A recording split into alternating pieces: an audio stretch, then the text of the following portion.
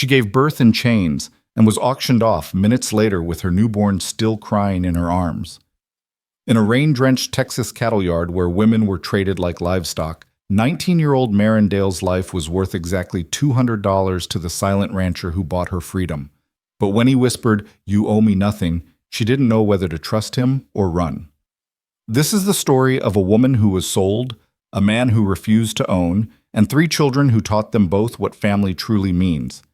Stay until the end and comment your city below so I can see how far this story travels. The rain came down in sheets that night, turning the Texas cattle yard into a churning sea of mud and misery.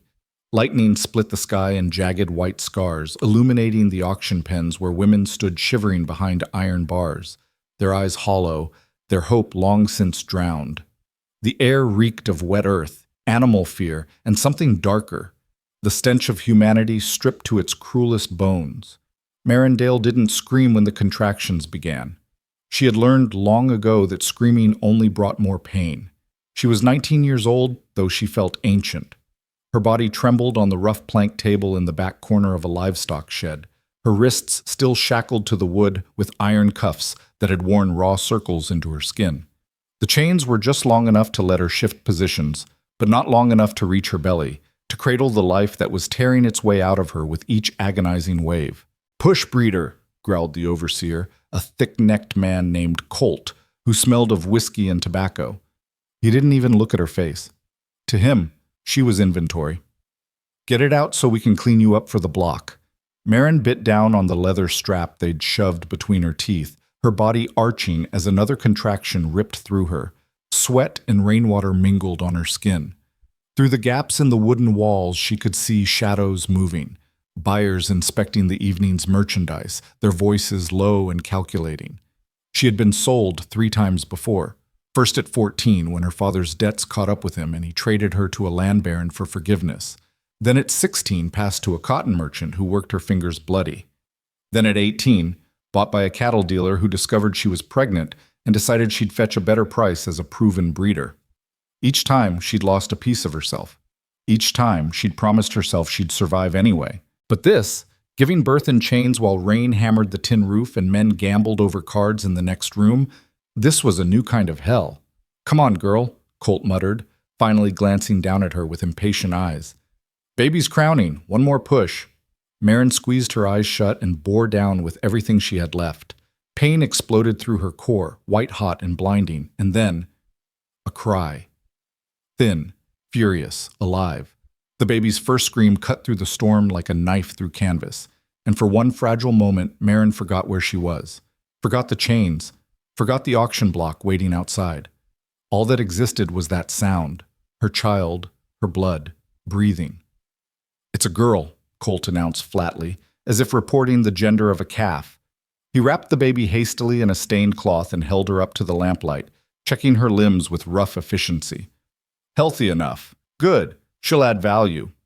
"Give her to me," Marin gasped, her voice raw. "Please." Colt hesitated, then shrugged and placed the squirming bundle on Marin's chest. The baby was slick with birth, her face scrunched and red, her tiny fists waving blindly. Marin's shackled hands could barely reach, but she managed to touch her daughter's cheek, her fingers trembling. "Hey," she whispered, tears streaming down her face. "Hey, little one. I'm here. Don't get attached," Colt interrupted, turning away to wash his hands in a bucket. "You're both going on the block in 10 minutes. Separate or together, depends on what brings more money." Marin's breath caught. No, you can't. I can do whatever I want, breeder. Your property, same as that baby. Now shut up before I gag you again." The baby rooted against Marin's chest, seeking warmth, seeking safety that didn't exist. Marin tried to curl around her, to shield her from the cold and the cruelty, but the chains pulled tight, biting into her wrists until blood welled up. Outside, the auction caller's voice boomed through the storm. "Next lot in 5 minutes. Fresh stock. Y'all ain't gonna want to miss this one." Marin closed her eyes, her lips moving in a silent prayer she wasn't sure she believed anymore. Let someone kind by us. Let someone... But kindness didn't live in cattle yards. She knew that. They dragged her to the auction block at midnight, still bleeding, her legs barely able to hold her weight. Colt unlocked one wrist from the table only to rechain both hands in front of her, then hauled her upright with a bruising grip on her arm. "Move," he ordered. Marin stumbled forward, clutching her baby to her chest with shackled hands. The rain had eased to a drizzle, but the mud was ankle-deep, sucking at her bare feet with each step. The auction yard was lit by torches that sputtered and smoked in the damp air, casting dancing shadows over the crowd of men gathered below the raised platform. 50, maybe 60 buyers, most of them drunk, all of them predatory. They laughed and elbowed each other as Marin was shoved up the wooden steps onto the block.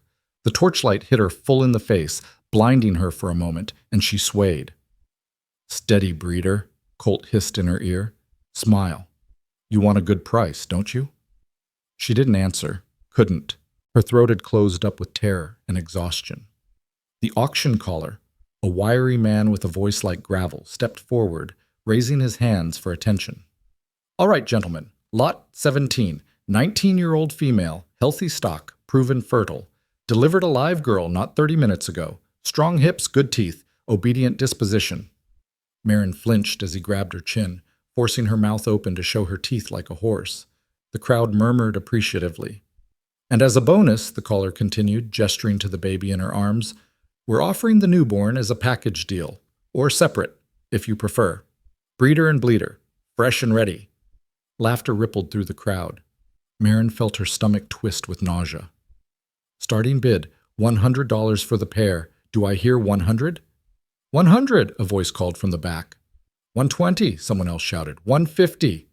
The bids climbed fast, the men's voices blending into a roar. Marin stared straight ahead, her vision tunneling, her arms tightening instinctively around her daughter. The baby had gone quiet, as if sensing the danger, her tiny body rigid against Marin's chest. "Run!" Marin's mind screamed. "Run! Run! Run!" But there was nowhere to go. The chains, the mud, the circle of men, there was no escape.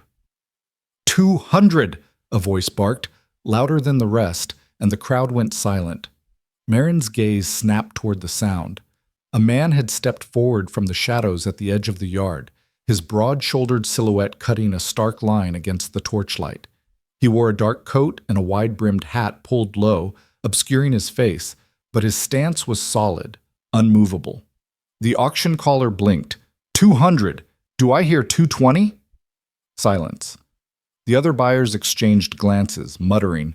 200 was high, too high for a girl still bleeding from childbirth, no matter how young and pretty. 200 going once, the caller announced. Twice. Marin held her breath. Sold! The gavel cracked like thunder. To the gentleman in the black coat, come settle up, sir. The crowd grumbled, disappointed, and began to disperse. Marin's legs buckled, and she sank to her knees on the platform, clutching her baby so tightly the infant finally whimpered. Colt grabbed her arm again, yanking her upright. Come on, your new owner's waiting. He dragged her down the steps and through the mud toward a small table where the buyer stood settling his payment with the auction clerk. Marin's heart pounded in her ears, drowning out the rain, the voices, everything.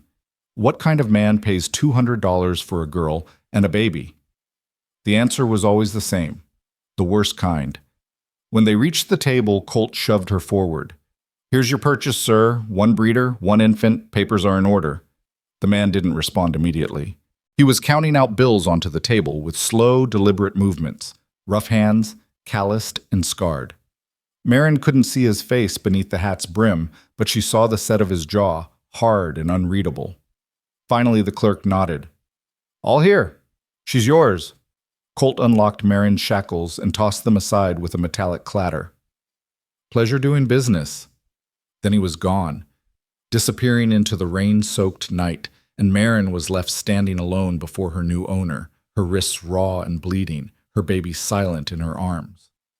For a long moment, neither of them spoke.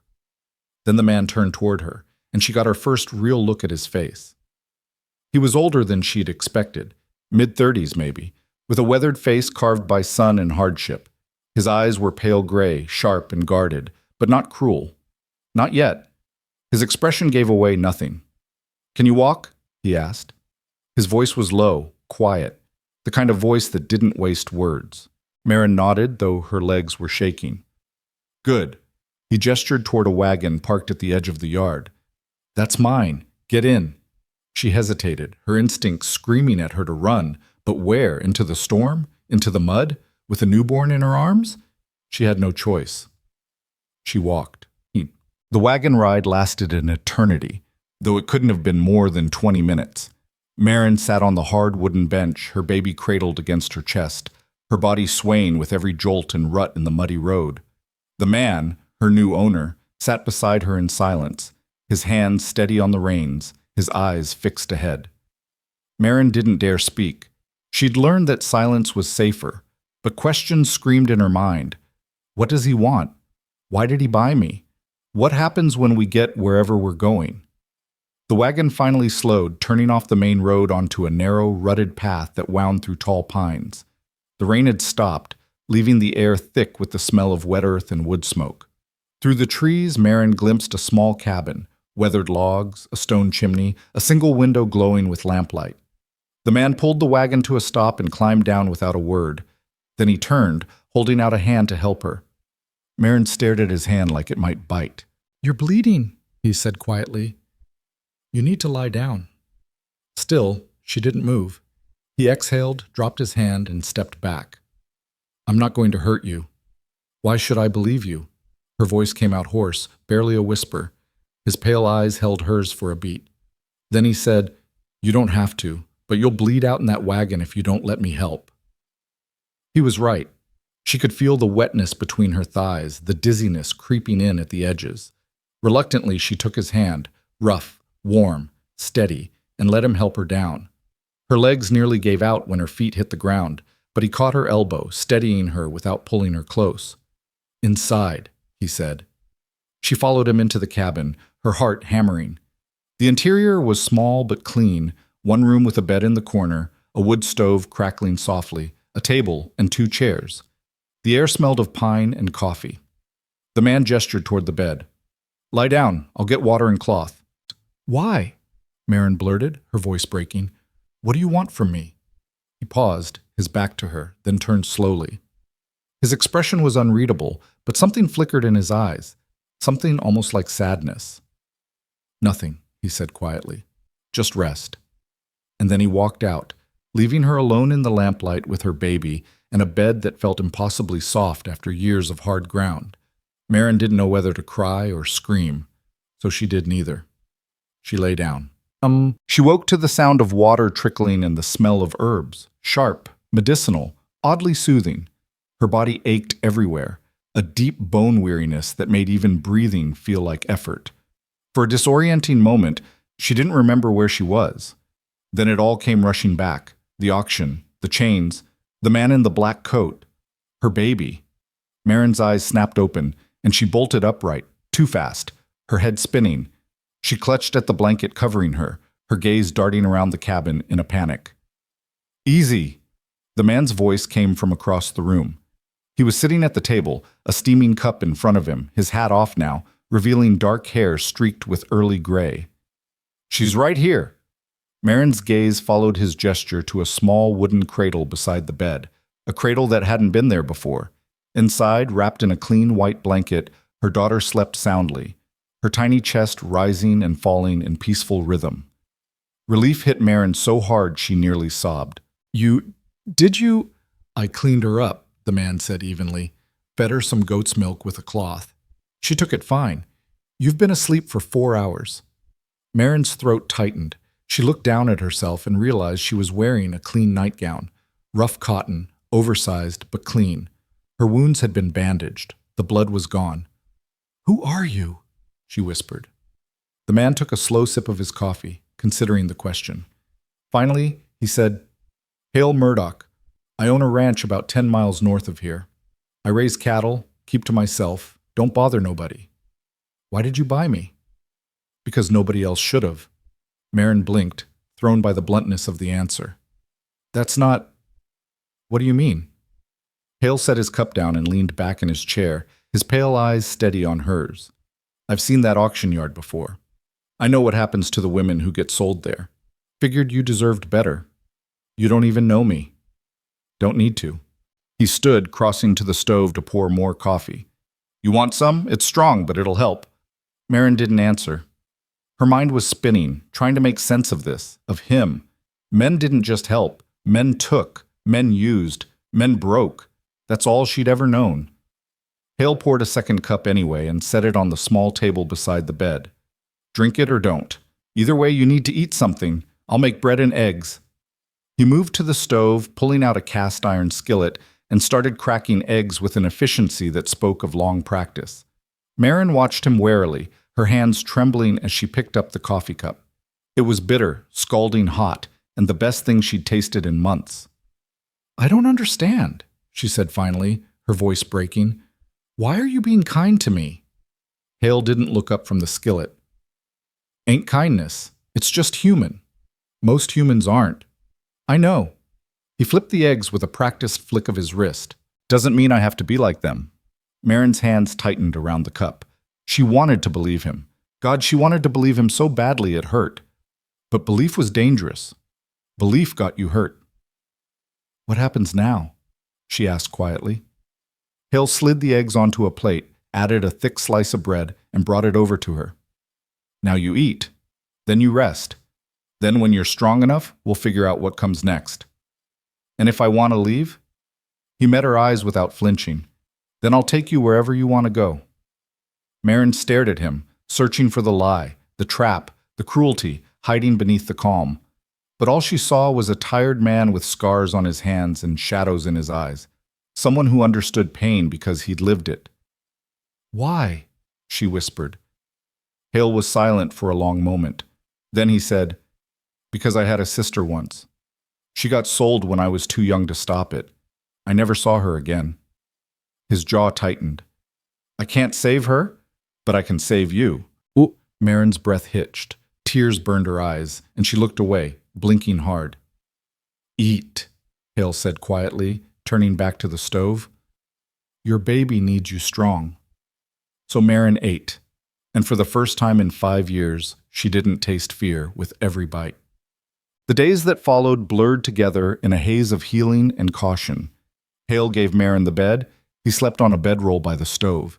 He cooked simple meals, eggs, bread, venison stew, and left them within reach without hovering. He built a better cradle for the baby, carving the wood smooth so there were no splinters, and lined it with soft wool blankets.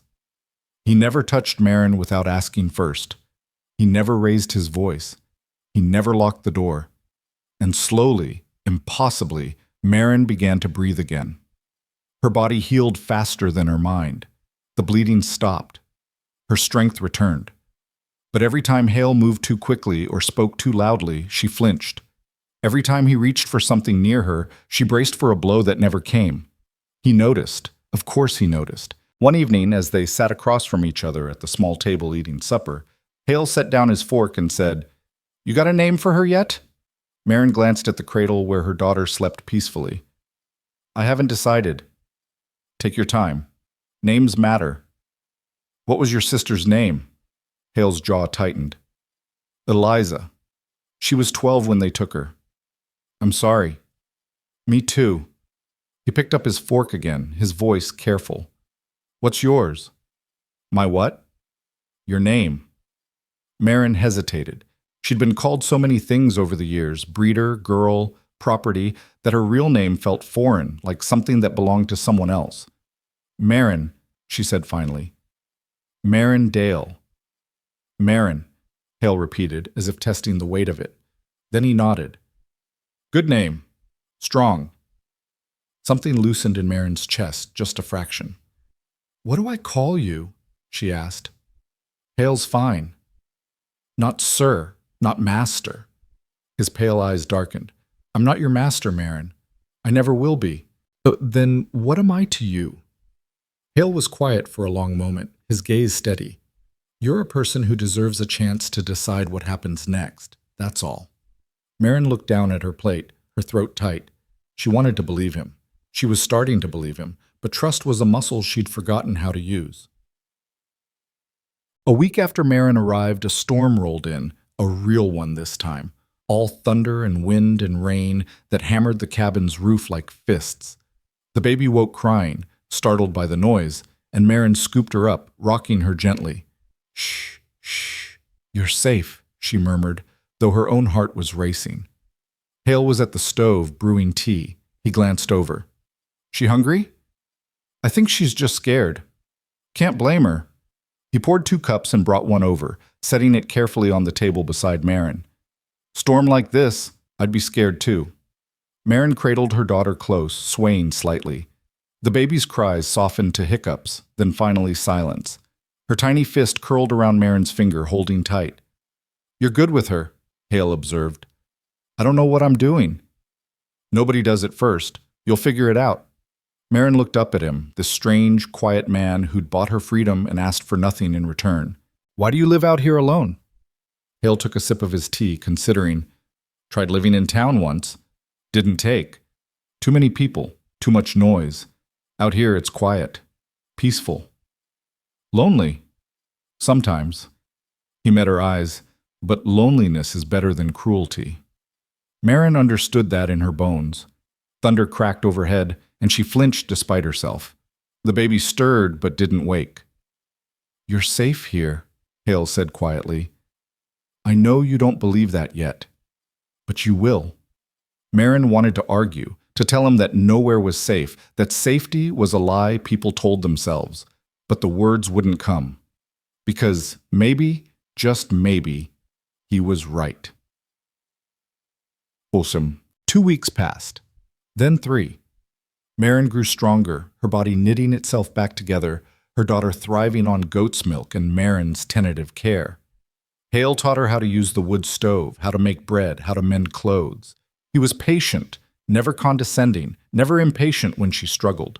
And slowly, Marin stopped flinching when he walked past. One morning, as she sat outside the cabin watching her daughter sleep in the cradle, Hale approached carrying a bundle wrapped in cloth. "Got something for you?" he said. Marin looked up warily. "What is it?" He unwrapped the cloth, revealing a simple dress, dark blue cotton, plain but clean and whole. "Figured you'd want something that fits. Made it myself. Might be a little big, but it'll do." Marin stared at the dress, her throat closing up. It was the first new thing anyone had given her in years. Thank you," she managed. Hale nodded and set the dress on the porch railing. "There's no debt, Marin. You don't owe me anything." "Then why?" "Because you're a person," he said simply. "And people deserve to have things that are theirs." He walked back toward the barn, leaving her alone with the dress and the baby and a feeling she couldn't quite name. Hope, maybe. Or something close to it. That night, Marin put on the dress. It was too big in the shoulders and too long in the hem, but it was clean and whole, and hers. She stood in front of the small, cracked mirror Hale kept above the wash basin and barely recognized herself. She looked human again.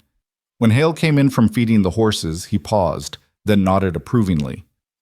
"Suits you." "It's perfect," Marin said quietly. "Thank you."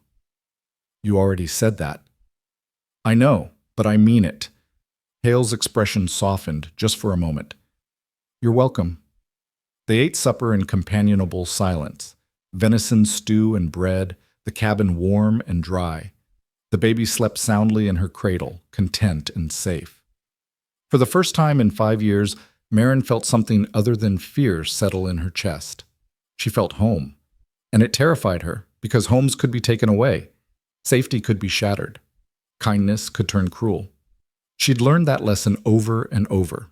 But as she glanced at Hale across the table, this quiet, damaged man who'd bought her freedom and asked for nothing, she thought, maybe not this time.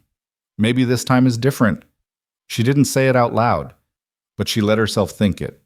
And that was a start. Poet. The 4th week brought an unexpected visitor. Marin was outside hanging laundry on the line Hale had strung between 2 pines when she heard the sound of hooves on the dirt path. Her whole body went rigid, her hands freezing mid-motion. Hale emerged from the barn, his expression instantly alert. "Get inside," he said quietly. "Who is it?" "Don't know, but get inside anyway."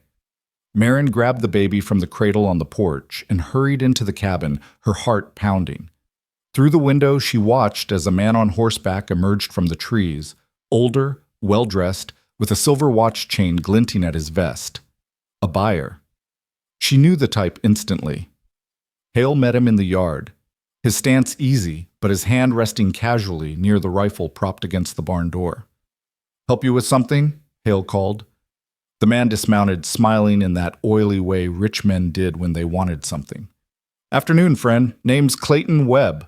I'm looking for a girl, young, dark hair, had a baby recently. Heard she might have ended up out this way." Marin's blood turned to ice. Hale's expression didn't change. "Don't know what you're talking about."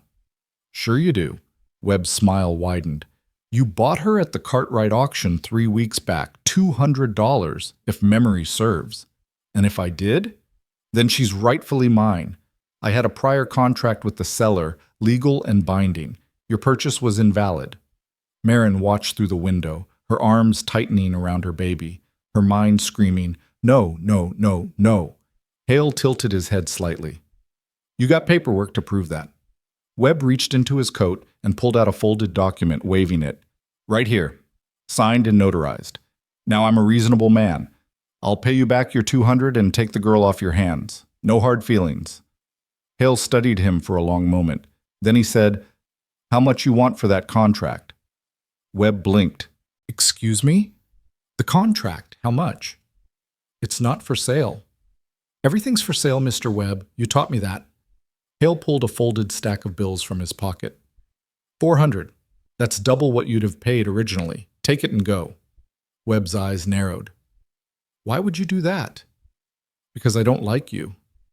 A tense silence stretched between them.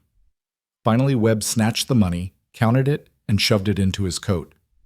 "You're a fool, Murdoch. That girl's nothing but trouble." "Then you should be glad to be rid of her." Webb mounted his horse, sneering. "Enjoy your trouble." He rode off, and Hale stood watching until the sound of hooves faded completely. Then he turned and walked back to the cabin. Marin met him at the door, shaking, tears streaming down her face. You paid." "It's done," Hale said quietly. "You're free, legally this time." Marin tried to speak, but no words came. Instead, she collapsed forward, and Hale caught her gently, carefully, holding her as she finally broke. "You're safe," he murmured into her hair. "I promise, you're safe." And for the first time, Marin believed him. Marin cried until she had nothing left, her body shaking against Hale's chest, while he held her with steady, careful hands. When the sobs finally subsided into shuddering breaths, she pulled back, wiping her face with trembling fingers. "I'm sorry," she whispered hoarsely. "I didn't mean to." "Don't apologize for being human," Hale said quietly. He stepped back, giving her space, his pale eyes soft. "You've earned the right to fall apart." Marin clutched her baby closer, the infant still sleeping peacefully, despite the storm of emotion swirling around her. $400, that's more than most people see in a year. It's just money. It's not just anything. She looked up at him, her vision still blurred with tears. "Why would you do that for me?" Hale was silent for a moment, his jaw working as if choosing his words carefully. Finally he said, "Because everyone deserves to own their own life. And because I meant what I said, you don't owe me anything. Not gratitude, not loyalty, not a damn thing. You're free, Marin, truly free." The word felt foreign on her tongue, like a language she'd forgotten how to speak. Free. She'd heard it before, dreamed of it in the dark hours before dawn, but never believed she'd actually taste it. "What do I do now?" The question came out small, lost. "Whatever you want." Hale moved to the stove, pouring water into the kettle. "You can stay here as long as you need, or I can take you to town, help you find work, find a place of your own. Your choice." "I don't know how to choose." "Then don't. Not yet. Just rest. The rest will come." Marin sank into the chair by the table, exhaustion washing over her in waves. The baby stirred in her arms, making soft mewling sounds, and Marin automatically began to rock her, the motion as natural as breathing now. "What if more men come?" she asked quietly. "What if someone else has a contract, or a claim, or—" Then I'll handle it. Hale's voice was firm, certain. I'll handle all of it. You just focus on healing. Healing. Such a simple word for such an impossible task. But as Marin sat in the warm cabin, listening to the kettle begin to whistle and her daughter's soft breathing, she thought maybe, just maybe, it wasn't completely impossible after all. The days that followed felt suspended somehow, caught between the terror of what had been and the uncertainty of what could be. Marin moved through them carefully, testing the boundaries of her new reality like someone walking on ice, waiting for it to crack beneath her feet. But it held. Hale went about his work with quiet efficiency, tending the cattle, mending fences, chopping wood, never demanding anything of her, never expecting her to perform or please or prove her worth. Sometimes he'd come back in the evening with wildflowers tucked into his shirt pocket and set them in a jar on the table without comment. Sometimes he'd carve small wooden animals by the fire while she nursed the baby, his knife moving with practiced ease, shavings curling onto the floor. You never talk about yourself, Marin observed one evening, watching his hands work. About your life before. Hale didn't look up from the piece of wood taking shape in his palm, a small horse, delicate and perfect. Not much to tell. That's not true. Everyone has a story. Some stories aren't worth repeating.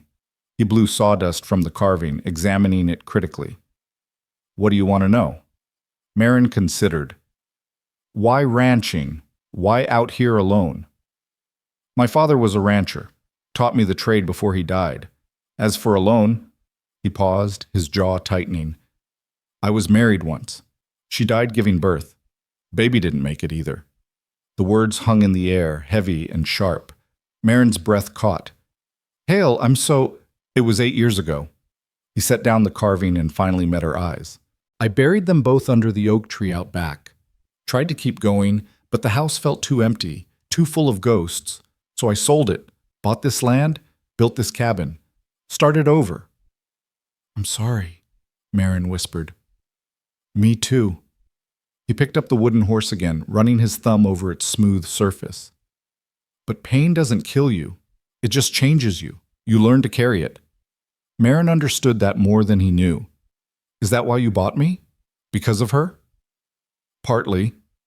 Hale turned the carving over in his hands, but mostly because I've seen too much suffering in this world. Figured I could prevent a little more of it, even if it was just for one person. You did more than prevent it. You gave me hope. Hale's expression softened. Then I'm glad. He stood, crossing to the cradle where the baby slept, and placed the carved horse on the blanket beside her.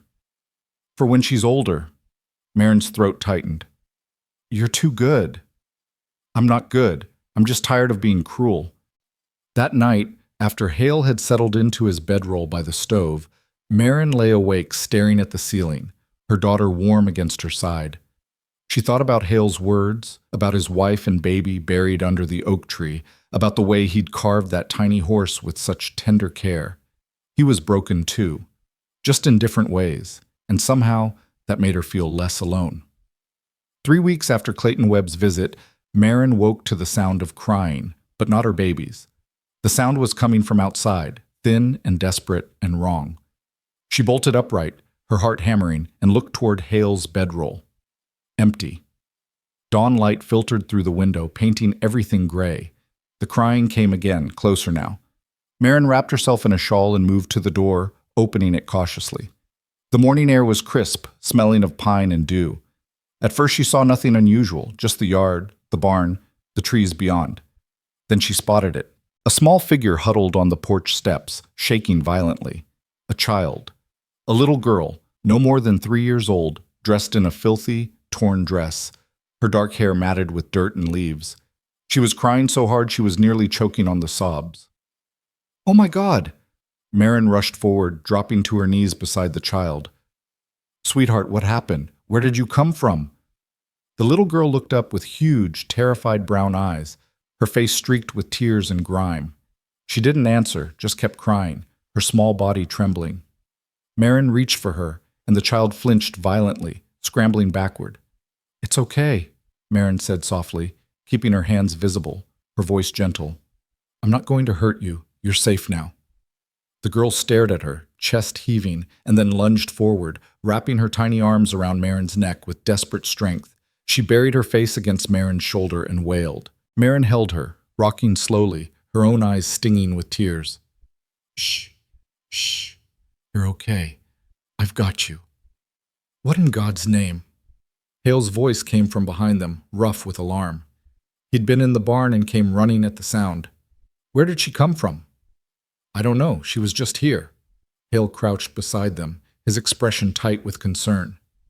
Hey, little one, can you tell us your name? The girl just cried harder. Marin noticed something then, a piece of paper pinned to the child's dress, half hidden by her tangled hair. With trembling fingers, she unpinned it and unfolded it. The note was brief, scrawled in barely legible handwriting. Her name is Wren. I can't keep her. Please take care of her. I'm sorry. No signature, no explanation, just those few desperate words.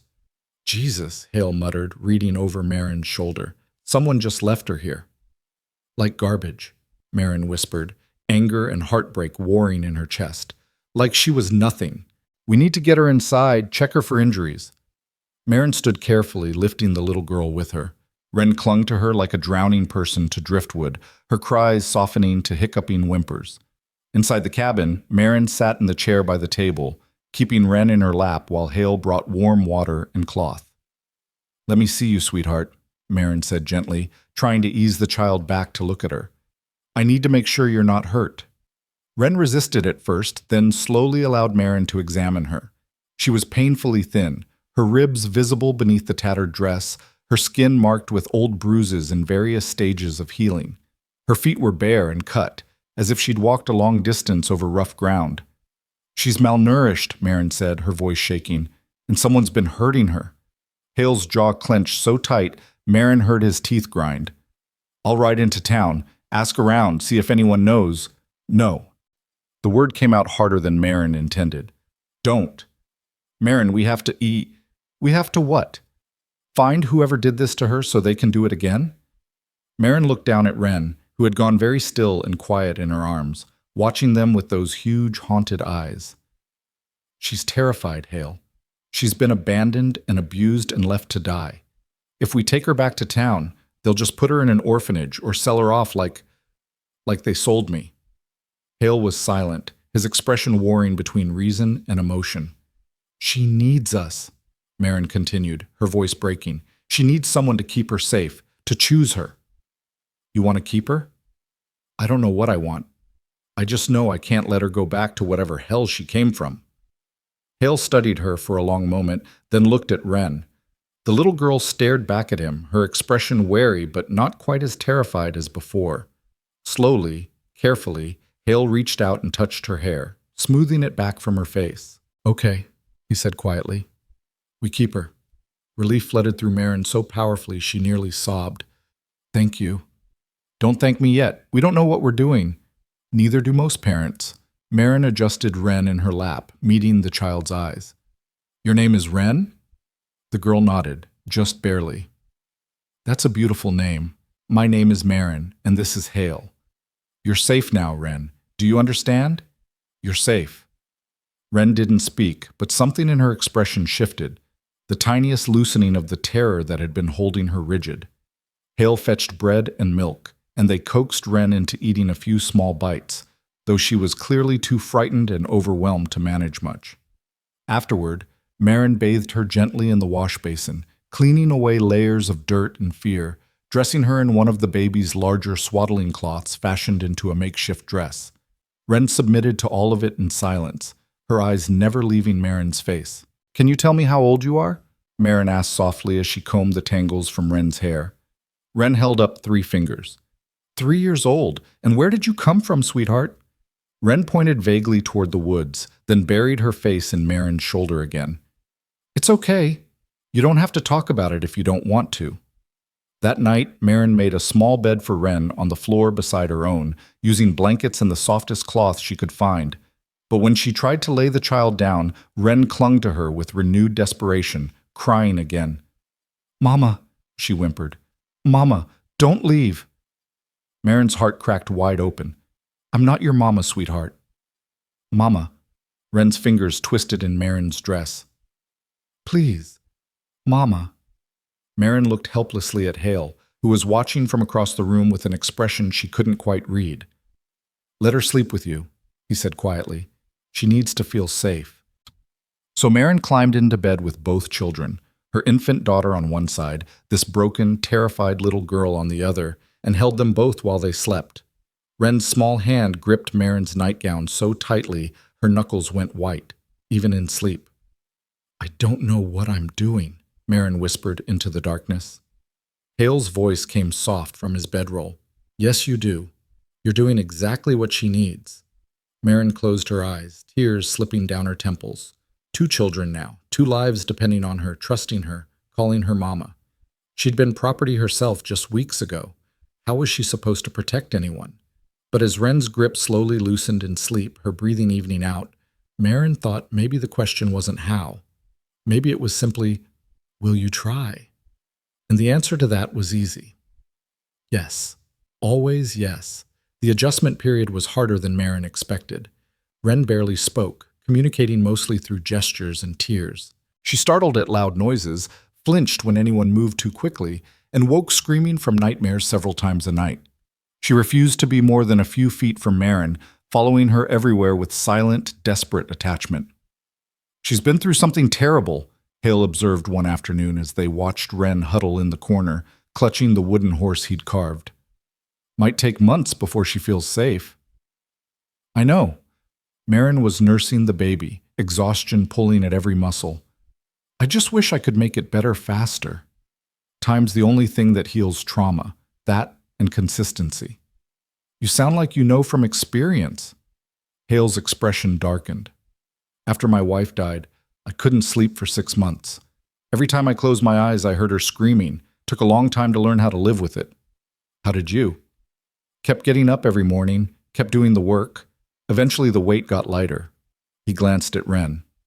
She'll get there. Just have to keep showing up. Showing up. That at least Marin knew how to do.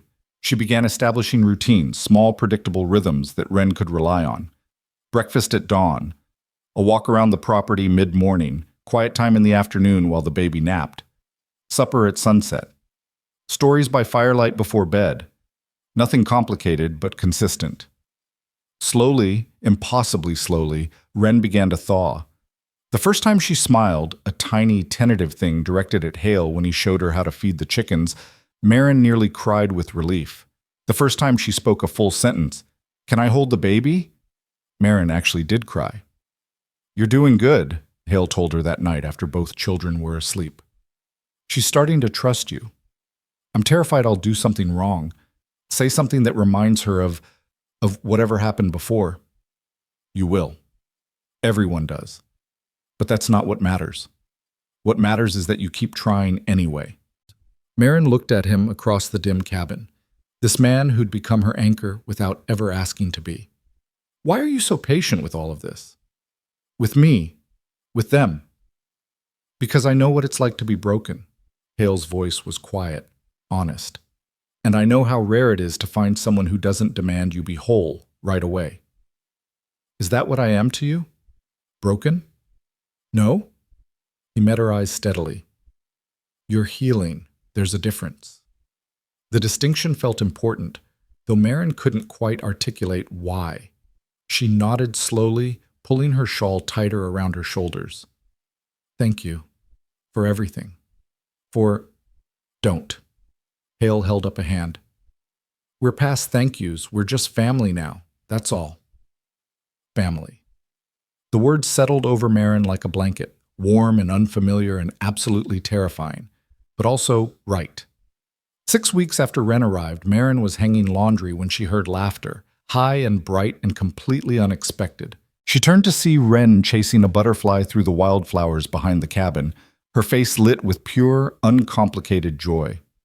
Hale stood watching from the barn door, a rare smile softening his weathered features. When he caught Marin's eye, he nodded. See? Healing.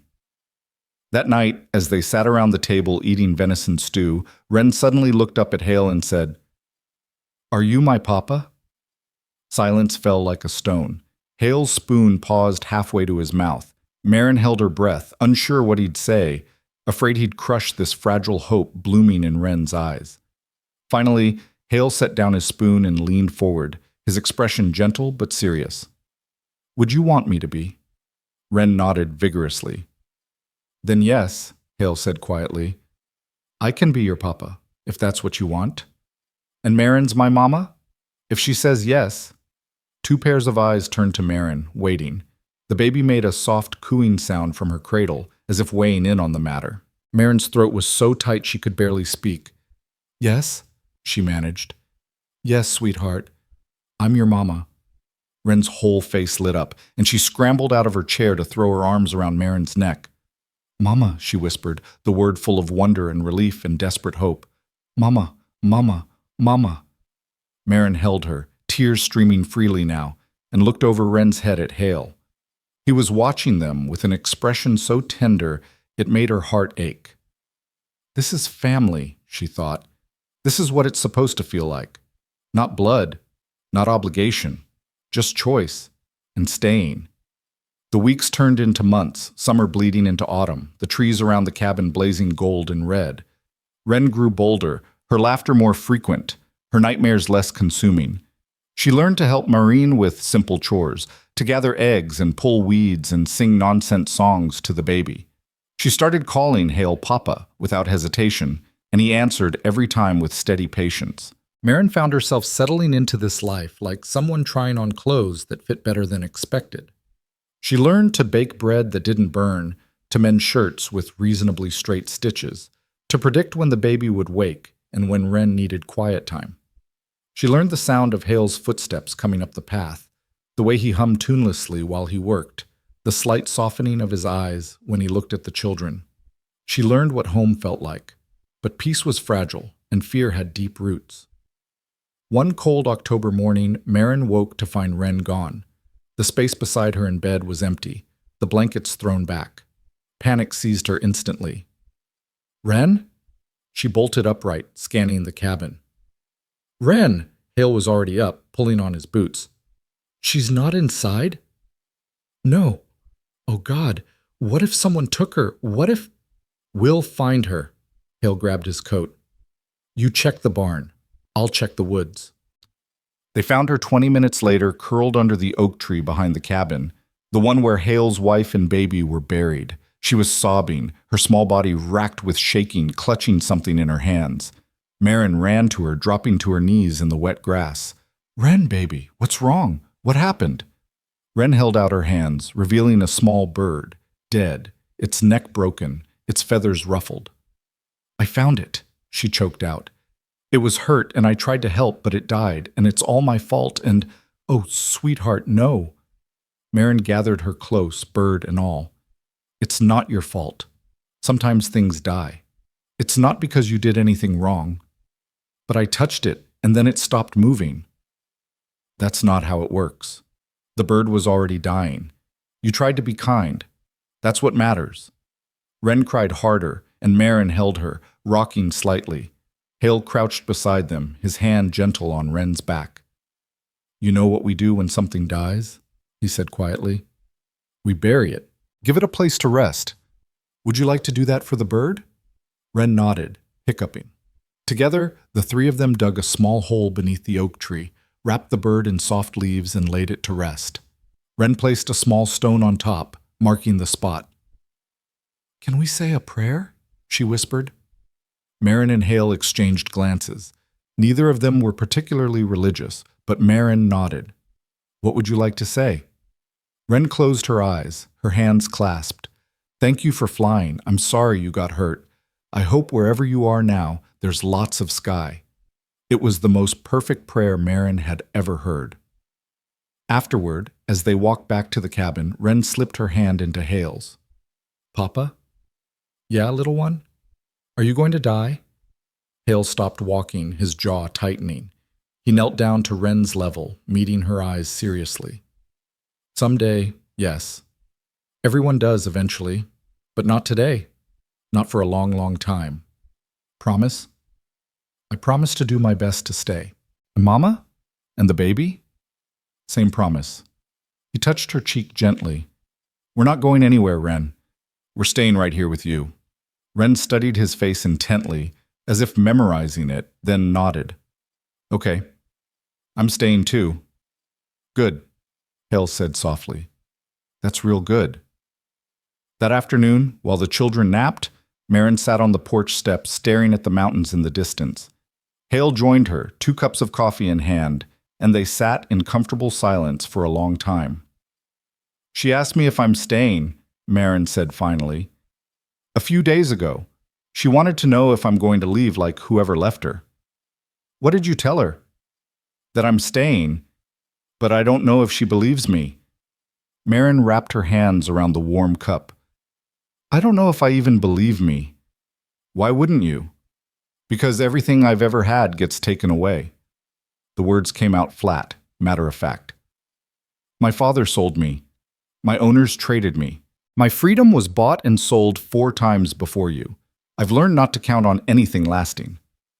Hale was quiet for a moment, then said, I can't promise you nothing bad will ever happen again. Life doesn't work that way. But I can promise I'm not leaving, and I'm not selling, and this, he gestured to the cabin, the land, the life they'd built, is yours for as long as you want it.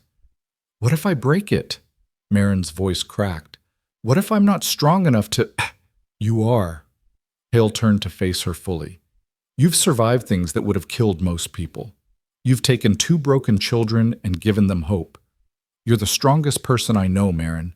You just don't see it yet. Tears burned her eyes, but she blinked them back. I'm scared. Me too. He smiled faintly. But we're scared together. That counts for something. Marin nodded, not trusting her voice, and they sat watching the sun sink lower, painting the sky gold and pink. Your daughter needs a name, Hale said after a while. She's 3 months old now. Marin had been avoiding this, afraid that naming her would make her too real, too precious, too easy to lose. But Hale was right. What would you name her? She asked. Not my place. She's yours. She's ours. The word felt bold, dangerous. All of this is ours, so help me. Hale considered. Something strong. Something that means hope. Marin thought about the baby's fierce grip, her healthy lungs, her relentless determination to live despite being born in chains. Dawn, she said finally, because she was born at the end of my darkest night. Dawn Dale. Hale tested the name. I like it. Dawn Murdoch, Marin corrected quietly, and watched surprise flicker across his face. You sure about that? We're family, aren't we? She should have your name too. Hale's throat worked, emotion crossing his features too fast to name. Finally he nodded. Dawn Murdoch it is. That night, Marin whispered the name to her daughter for the first time, and the baby cooed as if in approval. Wren, who had been listening from her spot on the floor, sat up. She has a name now? Yes, Dawn. That's pretty. Wren crawled over to peek into the cradle. Hi, Dawn. I'm your big sister. Dawn grabbed Wren's finger, holding tight, and Wren giggled with delight. Watching them, Marin felt something shift in her chest, a loosening of the fear that had lived there so long she'd forgotten it wasn't part of her. She glanced at Hale, who was watching the girls with an expression of fierce tenderness. Thank you, she said softly, for giving me this. I didn't give you anything. You made this yourself. We made it. Marin stood, crossing to where he sat. Together. Hale looked up at her, and for a long moment something unspoken passed between them. Recognition, understanding, the acknowledgement of something growing that neither had named yet. Then Wren called out, Mama, Papa, come see, Dawn's smiling. And the moment passed, folded back into the ordinary rhythm of their extraordinary life. But it stayed with Marin as she settled the children for sleep, as she cleaned the supper dishes, as she finally lay down in the bed that no longer felt like someone else's. It stayed with her like a promise she was finally ready to believe. Maybe this time, home would last. The first snow came early that year, dusting the pine trees white and turning the world into something clean and quiet. Marin stood at the window watching Wren make footprints in the fresh powder, her laughter carrying clear through the cold air. Dawn was asleep in her cradle, finally, after a fussy morning that had left Marin exhausted and frayed. She didn't hear the horse until it was already in the yard. Her whole body went rigid, that old familiar terror flooding her veins like ice water. Through the window, she saw a man dismounting, well-dressed, expensive coat, the kind of man who owned things and people with equal ease. "Hale!" Her voice came out sharp with panic. He was beside her in seconds, his hand going automatically to the rifle above the door. "Stay inside with the girls." "Who is it?" "Don't know yet." His jaw was set hard. "But I'll handle it." Marin watched as Hale stepped out onto the porch, the rifle held loose but ready. The stranger was older, maybe 50, with silver hair and a face that spoke of wealth and power. He smiled as Hale approached, but it was the smile of a predator. "Good morning," the man called out, his voice smooth as honey. "Beautiful day, isn't it?" "State your business," Hale said flatly. "My name is Frederick Ashton. I'm a businessman from Dallas. I've come about the girl." Marin's blood turned to ice. Her hand started shaking so badly she had to grip the windowsill. "What girl?" Hale's voice was deadly calm. "Don't play games, Mr. Murdoch. The one you purchased from the Cartwright auction. Marin Dale. I have a legal contract for her services, dated and notarized 3 months prior to your purchase." He pulled papers from his coat pocket. "Your transaction was invalid. She's rightfully mine." "We already went through this with Webb," Hale said. "I paid him off. She's free." "Webb didn't have the authority to sell that contract. He was merely a middleman. The actual contract belongs to me, and I'm here to collect my property." Hale's grip tightened on the rifle. "She's not property." "Legally, she is, and if you don't hand her over, I'll have the sheriff here by sundown." Ashton's smile widened. "You seem like a reasonable man, Mr. Murdoch. I'm prepared to compensate you for your trouble. $500. That's more than fair." Inside, Marin couldn't breathe. This couldn't be happening. Not again. Not when she'd finally found something that felt like safety, like home. She looked at Dawn sleeping peacefully, at Wren playing in the snow, and felt her world starting to crack apart. "How much?" Hale's voice cut through her panic. "I beg your pardon?" "How much for the contract?" Ashton laughed. "It's not for sale, Mr. Murdoch. The girl has specific skills that make her quite valuable to my enterprise. I've invested considerable resources in acquiring her. No amount of money will— $1,000. The number fell like a stone. Ashton's expression flickered with surprise. "That's a substantial sum," he said carefully. $1,500 then." Hale's voice was flat, but Marin could hear the steel underneath. "That's my final offer. Take it or I burn your contract and you right along with it." "Are you threatening me?" "I'm making you a business proposition." "You said you're a businessman, so do business. $1,500 for a piece of paper, or you leave here with nothing but a story about how you got lost in the mountains." The threat hung in the cold air between them. Ashton's jaw tightened, and for a moment Marin thought he'd refuse, thought he'd call Hale's bluff. Then Ashton's expression shifted, calculating. 2,000. And I want it in writing that she can never claim any debt or obligation from me. Done. I'll need to see the money first. Wait here. Hale came back inside, his face grim. Marin was standing in the middle of the room, her arms wrapped around herself, shaking. "It's going to be okay," he said quietly. $2,000, Hale. "Where are you going to get—" "I have it." He moved to the loose floorboard in the corner, the one she'd never paid much attention to, and pried it up. Underneath was a metal box. He opened it to reveal stacks of bills, more money than Marin had ever seen in one place. "How do you have this much?" she whispered. "My father left it to me. I've been saving it for years, never knew what for." He pulled out the bills, counting quickly. "Guess I know now." "Hale, you can't. This is your whole life savings, your security. If something happens—" "Nothing's going to happen." He looked at her, his pale eyes fierce. "You're worth more than money, Marin. You and those girls. This is just paper. You're real." Tears spilled down her cheeks. "I don't deserve this." "Yes, you do." He moved to her, cupping her face gently with his free hand. "You deserve safety. You deserve freedom. You deserve a life where nobody owns you, and I'm going to make damn sure you get it." He kissed her forehead, brief and tender, then went back outside. Marin watched through the window as money changed hands, as papers were signed and torn up and thrown into the snow. Ashton mounted his horse, counted the bills one more time, then rode off without looking back. When he disappeared into the trees, Marin's legs gave out and she sank to the floor. Hale came back inside to find her there, sobbing into her hands. He knelt beside her, pulling her against his chest. "It's over," he murmured. "He's gone. You're safe." "You gave up everything for me." "I gave up money. That's not everything." He held her tighter. "You're everything. You and Ren and Dawn. That's what matters." Marin cried until she had nothing left, her body shaking against his, and Hale held her through all of it, steady and solid and unbreakable. When the tears finally stopped, she pulled back to look at him. "What if more come?" she whispered. "What if there's another contract, another claim? Then I'll handle them too. All of them. Every single one." His voice was firm as bedrock. "Nobody's taking you away from here, Marin. I promise you that."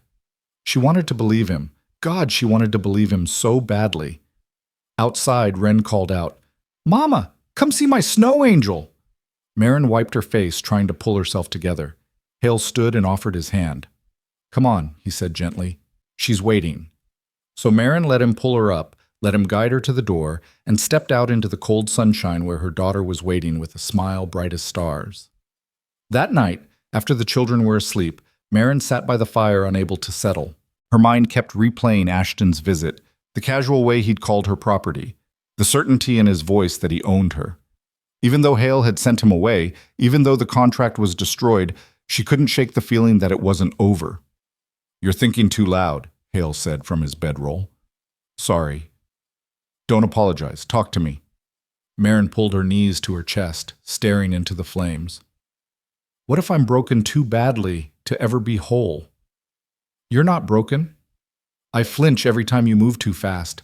I wake up panicking. I can't trust that this is real, that it won't all disappear." Her voice cracked. "The children deserve better than a mother who's falling apart." Hale sat up, his expression serious. "Those girls love you exactly as you are. They don't need you to be perfect. They just need you to be here." "What if being here isn't enough?" "It's more than enough." He moved to sit beside her, close but not touching. "You want to know what I see when I look at you? I see a woman who survived hell and came out still able to love, still able to hope. That's not broken, Marin. That's the strongest thing in the world." She turned to look at him, this quiet man who'd bought her freedom twice now, who asked for nothing and gave everything. "Why do you care so much?" "Because somewhere out there, my sister needed someone to care, and nobody did." His jaw tightened. "I can't save her, but I can save you. I can make sure you have the life she never got." "Is that all I am to you? A replacement for her?" "No." The word came out fierce. "You're Marin. You're the woman who holds those girls at night when they have nightmares. You're the one who sings while you make bread. You're the one who makes this cabin feel like home instead of just a place to sleep." He paused, something vulnerable crossing his face. "You're the first person I've wanted to talk to in the morning in 8 years. That's got nothing to do with my sister." Marin's breath caught. "Hale, I'm not asking for anything," he said quickly. "I'm just telling you the truth. You matter, Marin.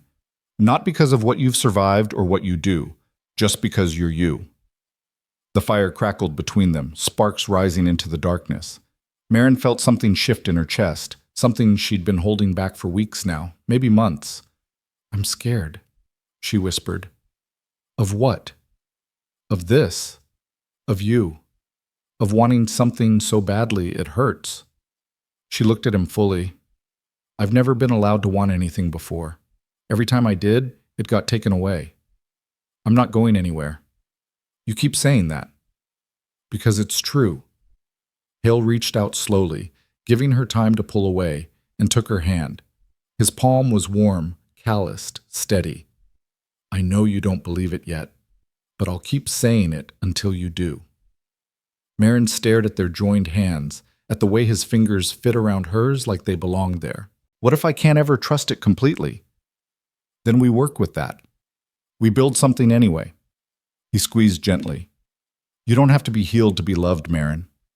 The words hit her like a physical blow, so unexpected and so needed that she couldn't speak.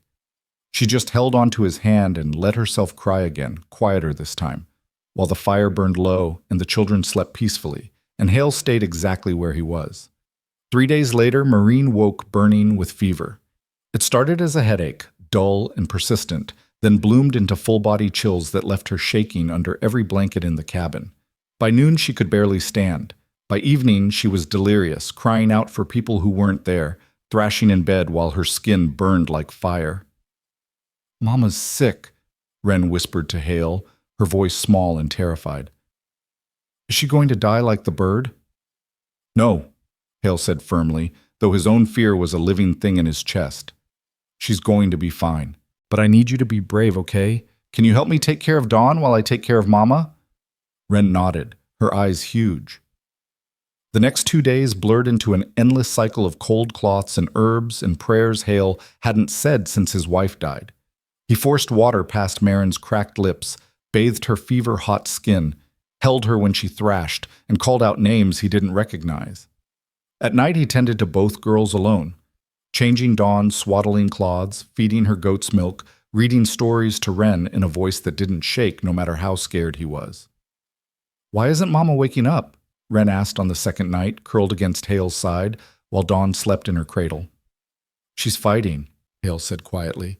"Her body's working hard to get better. We just have to wait." "What if she doesn't get better?"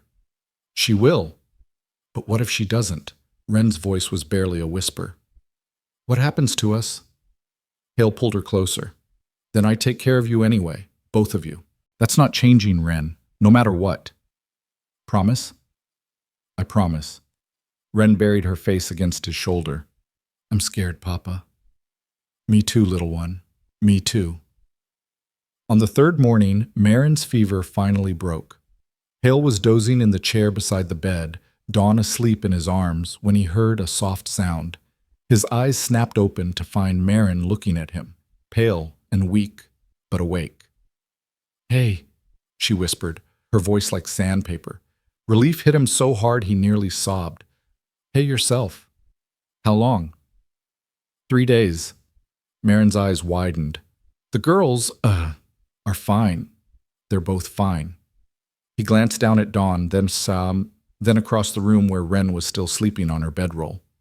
"We managed." "You took care of them alone." "That's what family does." Marin's eyes filled with tears. "I'm sorry." "Don't." Hale shifted Dawn carefully, then reached out to touch Marin's cheek. "You have nothing to be sorry for. You were sick. It happens." "I heard you," she said quietly. "When I was fevered, I heard you reading to Wren, singing to Dawn, promising them you'd stay." Hale's throat tightened. "You weren't supposed to hear that." "I'm glad I did."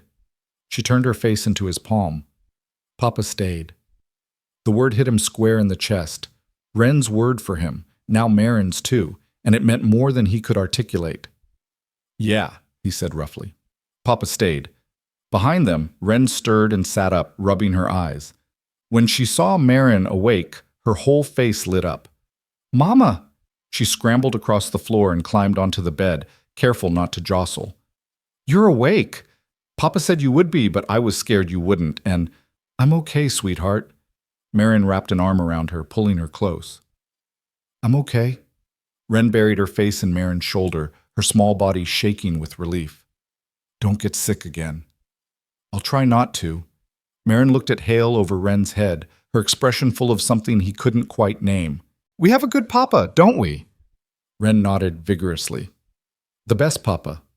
Hale had to look away, overwhelmed by the sudden rush of emotion. Dawn chose that moment to wake, making her hungry sounds, and he stood to fetch the goat's milk. "I can do it," Marin started to say, but Hale shook his head. "You rest. I've got her." He fed Dawn with practiced ease now, the movements automatic after 3 days of solo parenting. When he glanced back at the bed, he found Marin watching him with an expression so tender it made his chest ache. "What?" he asked. "Nothing, just thank you." "Stop thanking me." "I'll thank you if I want to." A small smile tugged at her lips, the first he'd seen in days. You can't stop me, stubborn woman. You knew that when you bought me. The words were meant lightly, but they hung in the air awkwardly. Hale finished feeding Dawn and settled her back in the cradle before responding. I didn't buy you, he said quietly. I bought your freedom. There's a difference. I know. Marin's smile softened. I know that now. Recovery was slow. Marin's strength returned in increments, each day a little better than the last. Hale refused to let her do too much too soon, insisting she rest while he handled the heavier chores. Wren appointed herself nurse, bringing Marin water and telling her stories and generally being as helpful as a 3-year-old could be. You're good at this, Marin told Hale one afternoon, watching him expertly juggle Dawn on one hip while stirring soup with the other hand. Being a father, I'm making it up as I go. Aren't we all? She was sitting at the table now, strong enough to be upright but still pale. But you're good at it anyway. Hale shrugged, uncomfortable with the praise. They're easy to love. So are you. The words came out quiet, almost accidental, and Marin immediately looked away, her cheeks flushing. Hale went very still, the spoon frozen mid-stir. Marin, forget I said that. She stood abruptly, swaying slightly. I need to lie down. Wait. He set Dawn in her cradle and crossed to Marin in 3 strides, catching her elbow gently. Don't run from this. I'm not running. I'm just tired. Marin. He waited until she met his eyes. I need you to hear something. Hale, don't. When my wife died, I thought that was it for me. Thought I'd live alone in the woods until I died too. I made peace with it. His voice was rough but steady. Then you showed up. You and these girls. And suddenly the cabin wasn't empty anymore. Suddenly I had a reason to get up in the morning beyond just going through the motions. Marin's breath caught. What are you saying? I'm saying you're easy to love too. He reached up, tucking a strand of hair behind her ear with infinite gentleness. I'm saying I don't want you here out of obligation or debt or because you have nowhere else to go. I want you here because you want to be here, because this is home, because we're building something real. I'm terrified, she whispered. Of what? Of wanting this too much, of believing it's real and then having it torn away. Tears spilled over. I can't survive losing this, Hale. I can't. Then don't lose it. He cupped her face in both hands, his thumbs brushing away her tears. Stay. Choose to stay. Not because you're trapped or scared or grateful, but because you want to. What if I break? Then I'll help you put the pieces back together. His forehead touched hers. We'll help each other. That's what love is. Marin's eyes flew open. Love? Hale smiled faintly. Yeah, love. Is that okay? She stared at him, this man who'd saved her and sheltered her and never once demanded anything in return, and felt something crack open in her chest, not breaking, but blooming. Yes, she breathed. Yes, it's okay. He kissed her then, soft and careful and full of promise, and Marin kissed him back with everything she had. When they finally pulled apart, both breathing hard, Wren's voice piped up from across the room. Are you and Mama getting married now? They broke apart, laughing, and found Wren watching them with an expression of pure delight. Maybe, Hale said, glancing at Marin. Would that be okay with you? Yes, Wren bounced excitedly. Can I wear a pretty dress? We'll see. Marin was smiling so wide her face hurt. Let's not get ahead of ourselves. But that night, after the children were asleep, Hale reached into his pocket and pulled out something small, an old iron ring, tarnished and simple, worn smooth with age.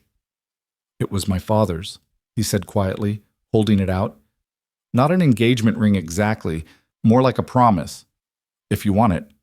Marin looked at the ring, at his scarred hand holding it, at his face full of hope and fear and love. What kind of promise? That I stay, Hale said simply.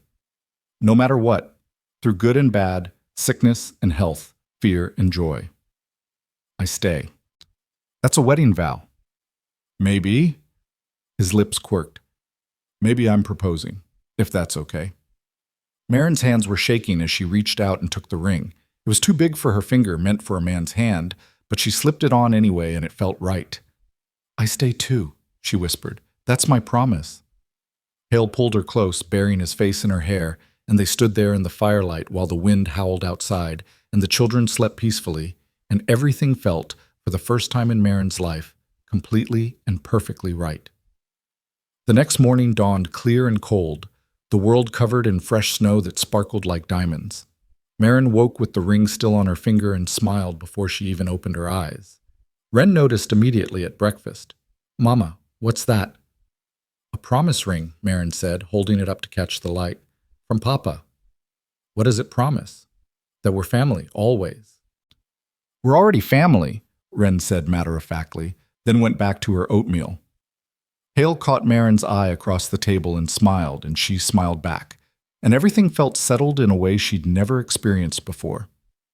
But that afternoon, everything shattered. They were in the yard, Wren playing in the snow while Marin hung laundry and Hale chopped wood, when Dawn started crying inside the cabin. Not her normal fussy cry, but something high and distressed that made Marin's blood run cold. She dropped the laundry and ran inside to find Dawn's face bright red, her breathing raspy and labored. "Hale!" The scream tore from her throat. "Hale!" He was there in seconds, and one look at Dawn told him everything. "Fever. Bad one." "No." Marin picked up her daughter with shaking hands. No, she can't be sick. She's too small. She's only 4 months old. Marin, breathe." Hale was already moving, grabbing herbs and cloth. "We caught it early. We can fight this." But Dawn got worse fast, her little body burning hot, her cries weakening to whimpers that were somehow worse. Marin held her constantly, rocking and praying and begging God or fate or anyone who would listen to spare her baby. Wren watched from the corner, silent and terrified, holding the wooden horse Hale had carved. "Is Dawn going to die?" she finally whispered.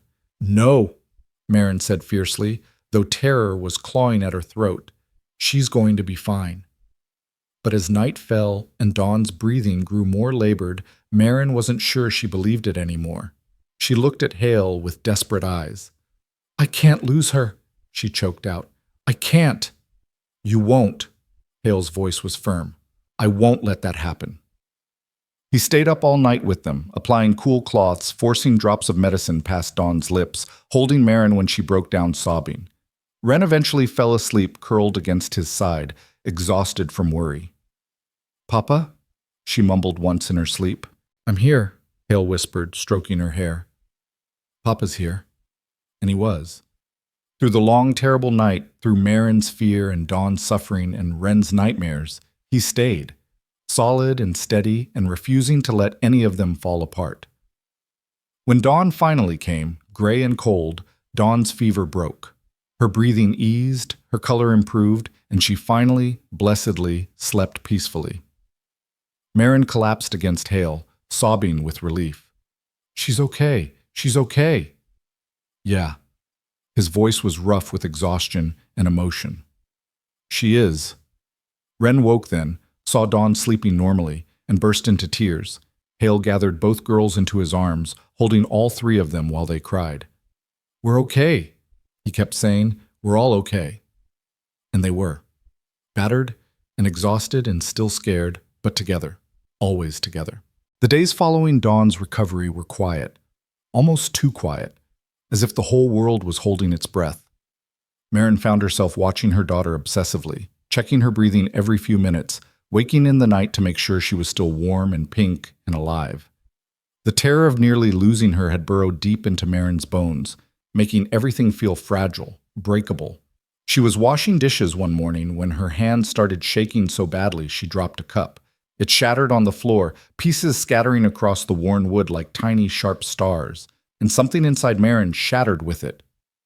"No," she gasped, dropping to her knees. "No, no, no."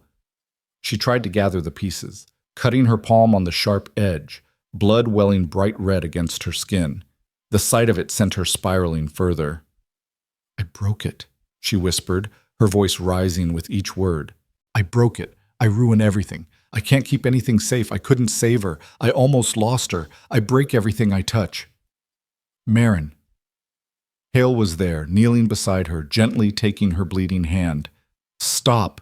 You're hurt. It doesn't matter. Nothing matters. I'm going to break the girls too. I'm going to fail them. I can't do this. I can't. Look at me. His voice was firm but gentle, his hand steady on hers. You're not broken. You didn't break anything that matters. It's just a cup. It's not about the cup. The words tore from her throat, raw and desperate. It's about everything. I'm terrified all the time, Hale. Terrified that this will all disappear, that someone will come take them away, that I'll wake up and it'll all be gone. I can't breathe. I can't. She was sobbing now, great heaving gasps that shook her whole body. Hale pulled her against his chest, one hand in her hair, the other wrapped tight around her back. You're allowed to be scared, he murmured. After everything you've been through, you're allowed to fall apart sometimes. What if I can't put myself back together? Then I'll help. He pulled back enough to look at her, his pale eyes fierce and certain. Marin, you are the strongest person I've ever met. You survived being sold. You gave birth in chains. You took 2 broken children and gave them a home. A broken cup doesn't change any of that. I feel like I'm drowning. I know. He wiped her tears with his thumbs, careful of her cut hand. But you're not alone in the water. I'm right here. Wren appeared in the doorway then, her face worried. Mama, are you sad? Marin tried to pull herself together, to be strong for her daughter, but she couldn't stop crying. I'm okay, sweetheart. It's okay to be sad, Wren said solemnly, crossing the room to wrap her small arms around Marin's neck. When I'm sad, you hold me, so I'll hold you. The simple gesture broke something open in Marin's chest. She held Wren close, this child who'd been abandoned and hurt, but still knew how to comfort, and let herself cry until there was nothing left. When the storm finally passed, Hale cleaned and bandaged her hand while Wren swept up the broken cup with exaggerated care. Dawn gurgled happily from her cradle, oblivious to the emotional wreckage around her.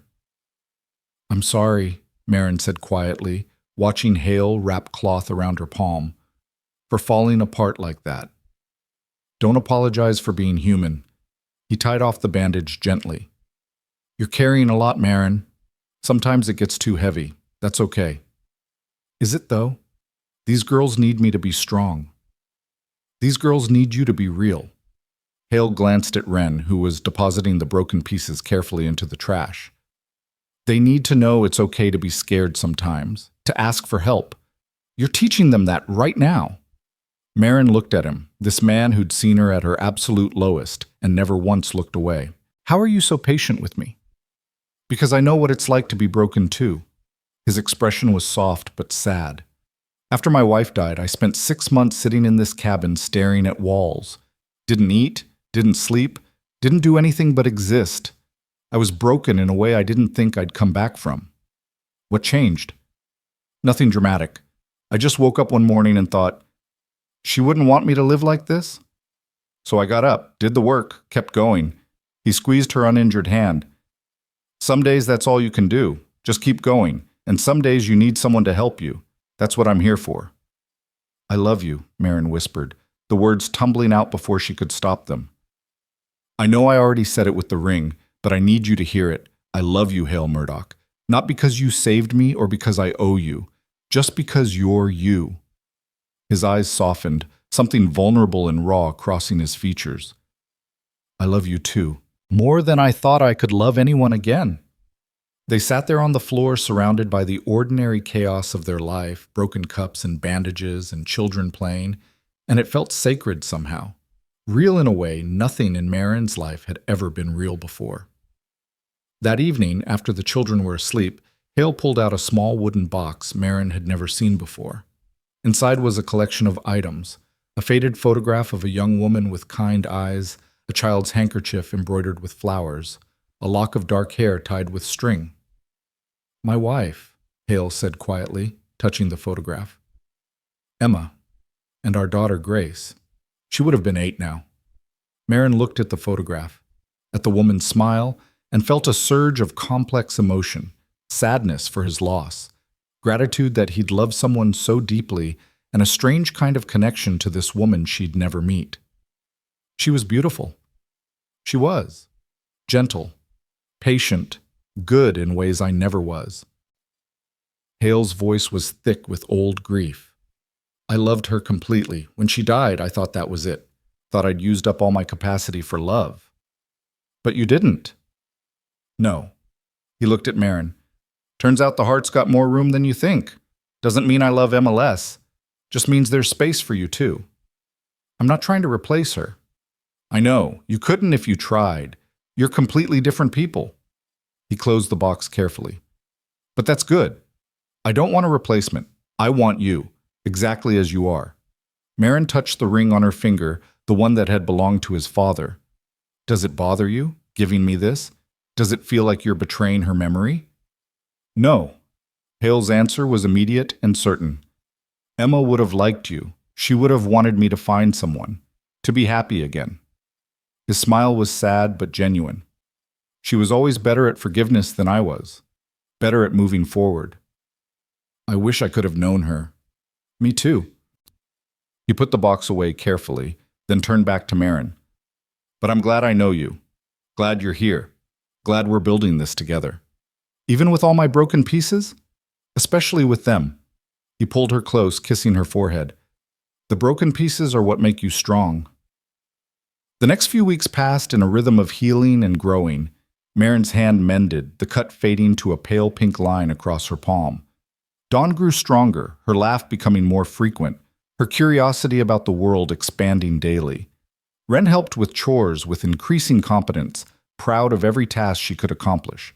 And slowly, carefully, Marin learned to trust the stability of it all.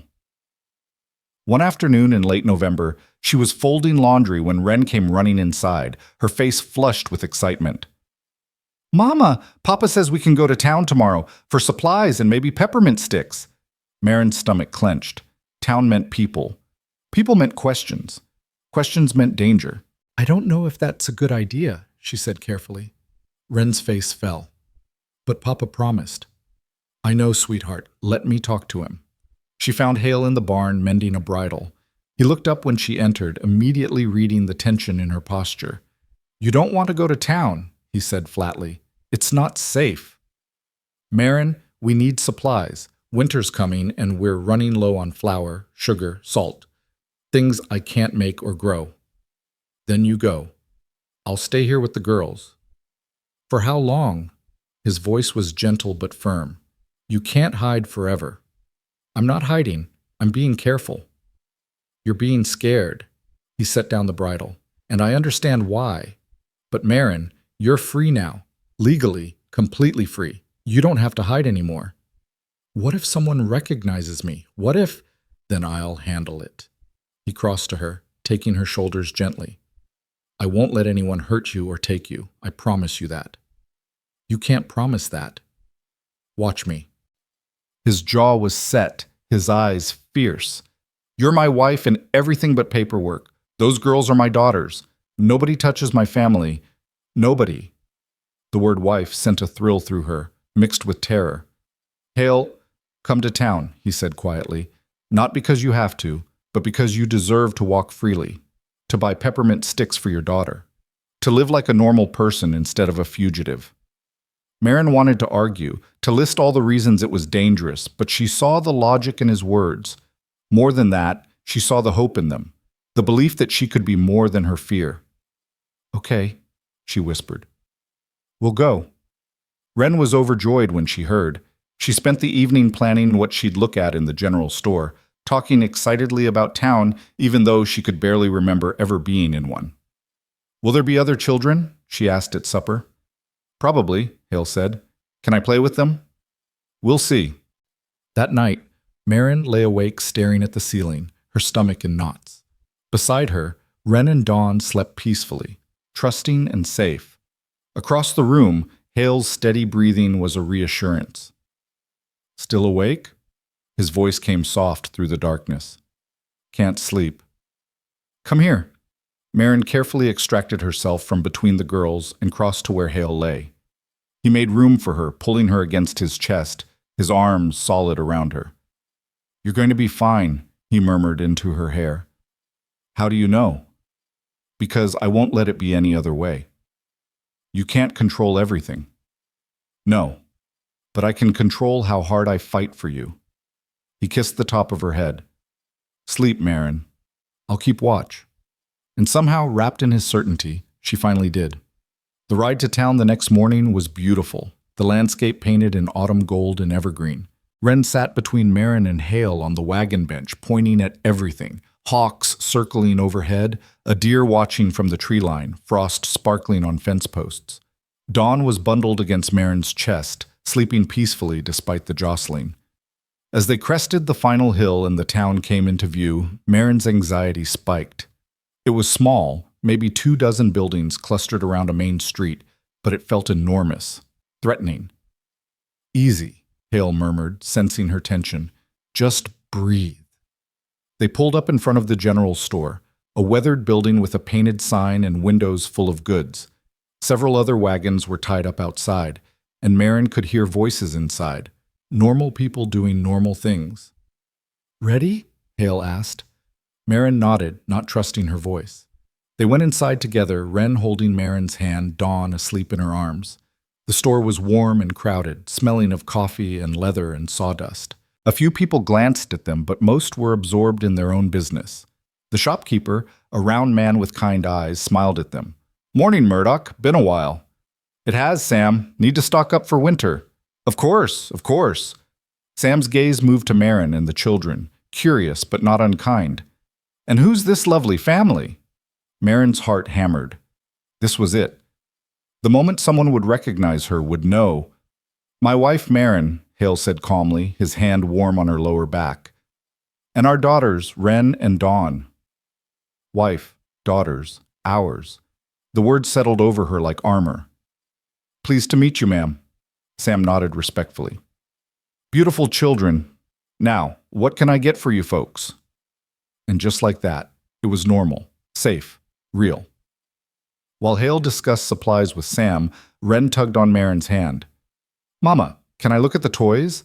Stay where I can see you, Marin said, her voice still tight.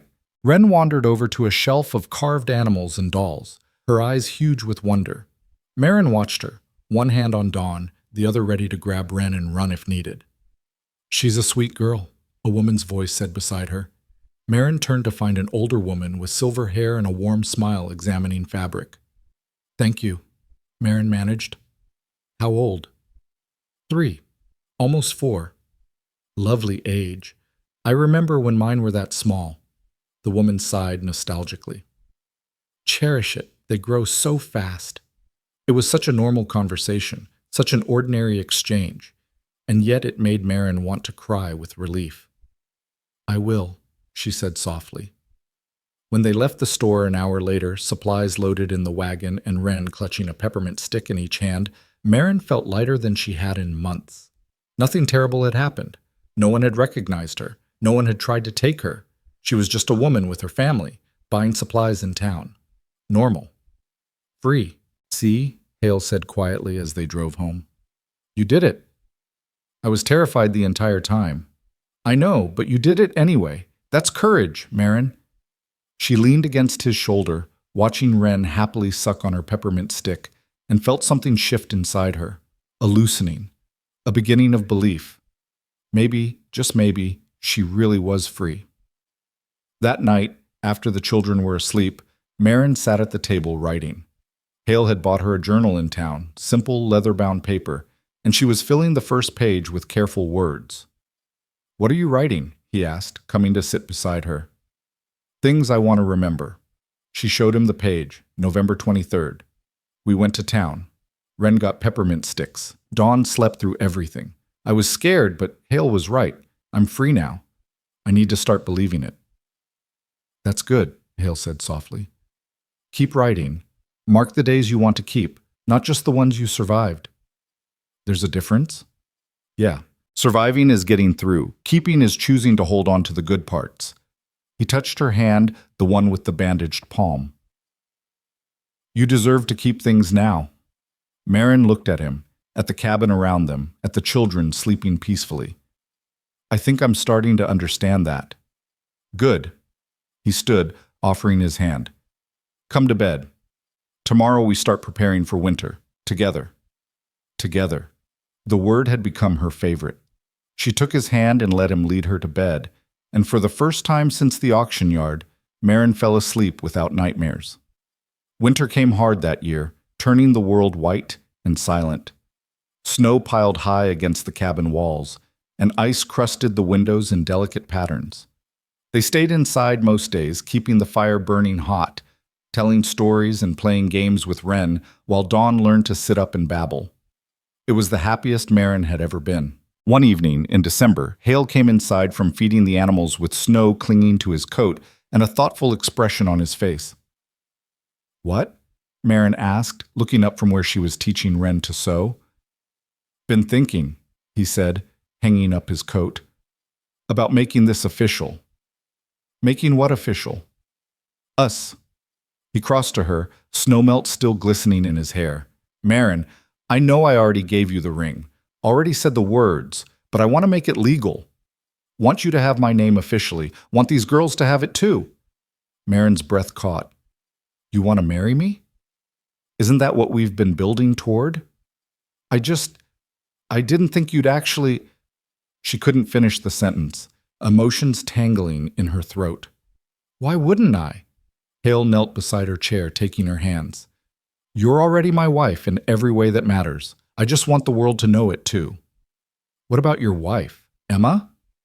"Emma's gone, and I loved her completely. But she's not coming back, and I can't spend the rest of my life mourning." His eyes were clear, certain. "I love you, Maren. I want to marry you, want to build a real future together. If you'll have me." Wren had stopped sewing to watch them, her eyes wide and delighted. Maren looked at this man who'd bought her freedom twice, who'd given her a home and children and hope, who'd loved her broken pieces without demanding she be whole. "Yes," she whispered. "Yes, I'll marry you." Wren squealed with excitement, and Dawn, startled by the noise, began to cry. They all laughed, the moment dissolving into happy chaos as Hale pulled Maren into his arms and Wren danced around them singing about weddings. "When?" Maren asked, still wrapped in his embrace. "Spring," Hale said. "When the wildflowers bloom. We'll do it simple. Just us and the girls and maybe a preacher if we can find one willing to come out here." "I don't need a preacher." "No?" "No." Maren pulled back to look at him. "I just need you, and these girls, and a promise made in the open air where everyone can hear it. Then that's what we'll do." He kissed her forehead. "My wild, brave woman." "I'm not brave." "Yes, you are. You just don't see it yet." That night, lying in bed with Wren on one side and Dawn in her cradle beside them, Maren whispered into the darkness, "Are we really doing this?" "If you want to," Hale answered from his bedroll. "I do. I just can't quite believe it's real." "It's real." His voice was warm with certainty. "As real as anything I've ever known." Maren touched the ring on her finger, turning it slowly. "What if I'm not a good wife?" "You already are." "What if I fail? What if I can't be what you need?" "Maren." Hale sat up, his silhouette visible in the dim firelight. "I don't need you to be anything except yourself. That's always been enough." "How can you be so sure?" "Because I know you. I've seen you at your lowest and your highest. I've seen you scared and brave and angry and gentle, and I love all of it." He paused. "Do you love me?" "Yes." The answer came without hesitation. "Then that's all that matters. Everything else we'll figure out together." Together. That word again, solid as stone and warm as fire. "Okay," Maren whispered. "Then let's do it. Let's get married in the spring." "Promise?" "Promise." She heard him lie back down, heard his breathing settle into the rhythm of sleep. Beside her, Wren stirred and mumbled, "Pretty dress?" In her sleep. Maren smiled in the darkness, touching her daughter's hair gently. "Yes, sweetheart. You can have a pretty dress."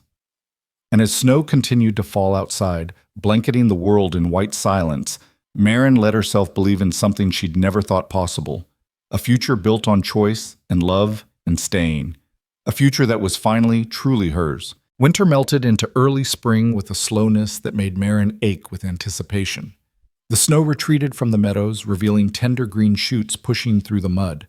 Birds returned, filling the mornings with song, and the wildflowers began to bloom, first the white trilliums, then the yellow buttercups, and finally the purple lupines that carpeted the hillside behind the cabin in waves of color.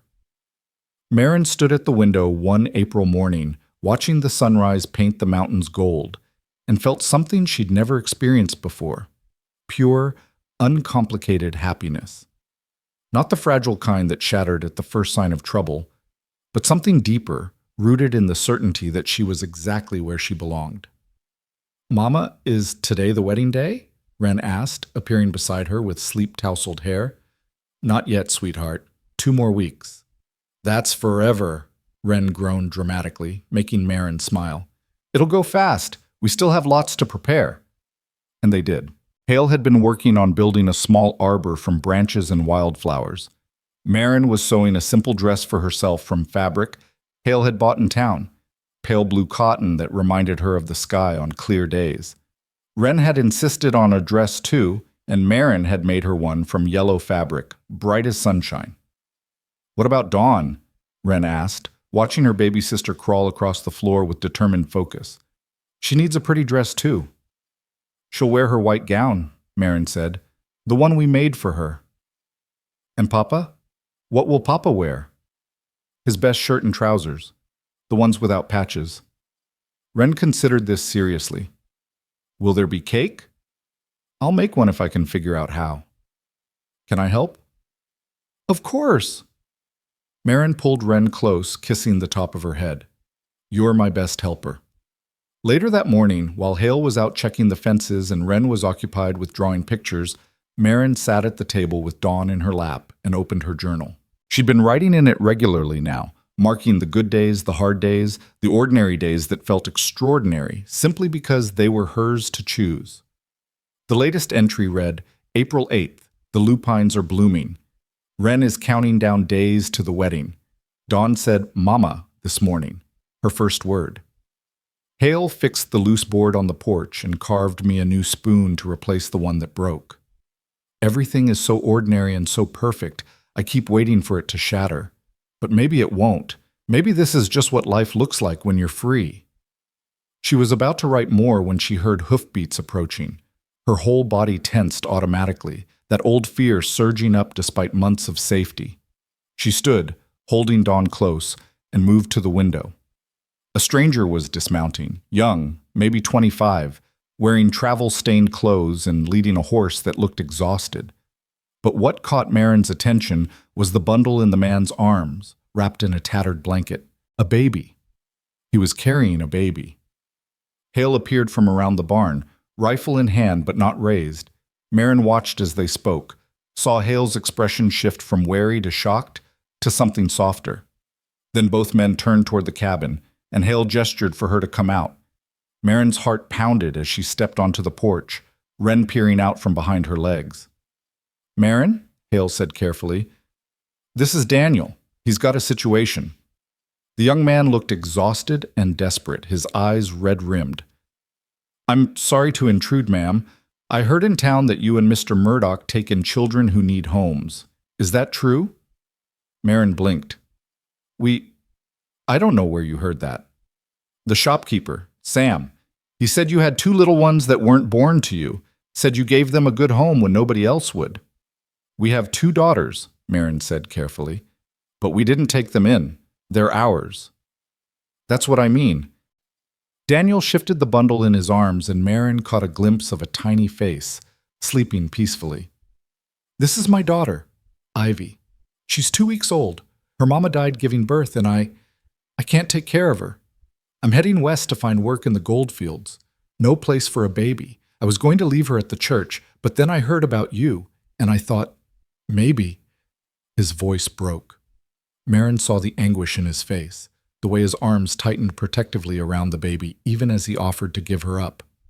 "You want us to take your daughter?" she asked quietly. "I want her to live." Daniel's eyes filled with tears. "I want her to have a mama and a papa and a real home. I can't give her any of that, but you can."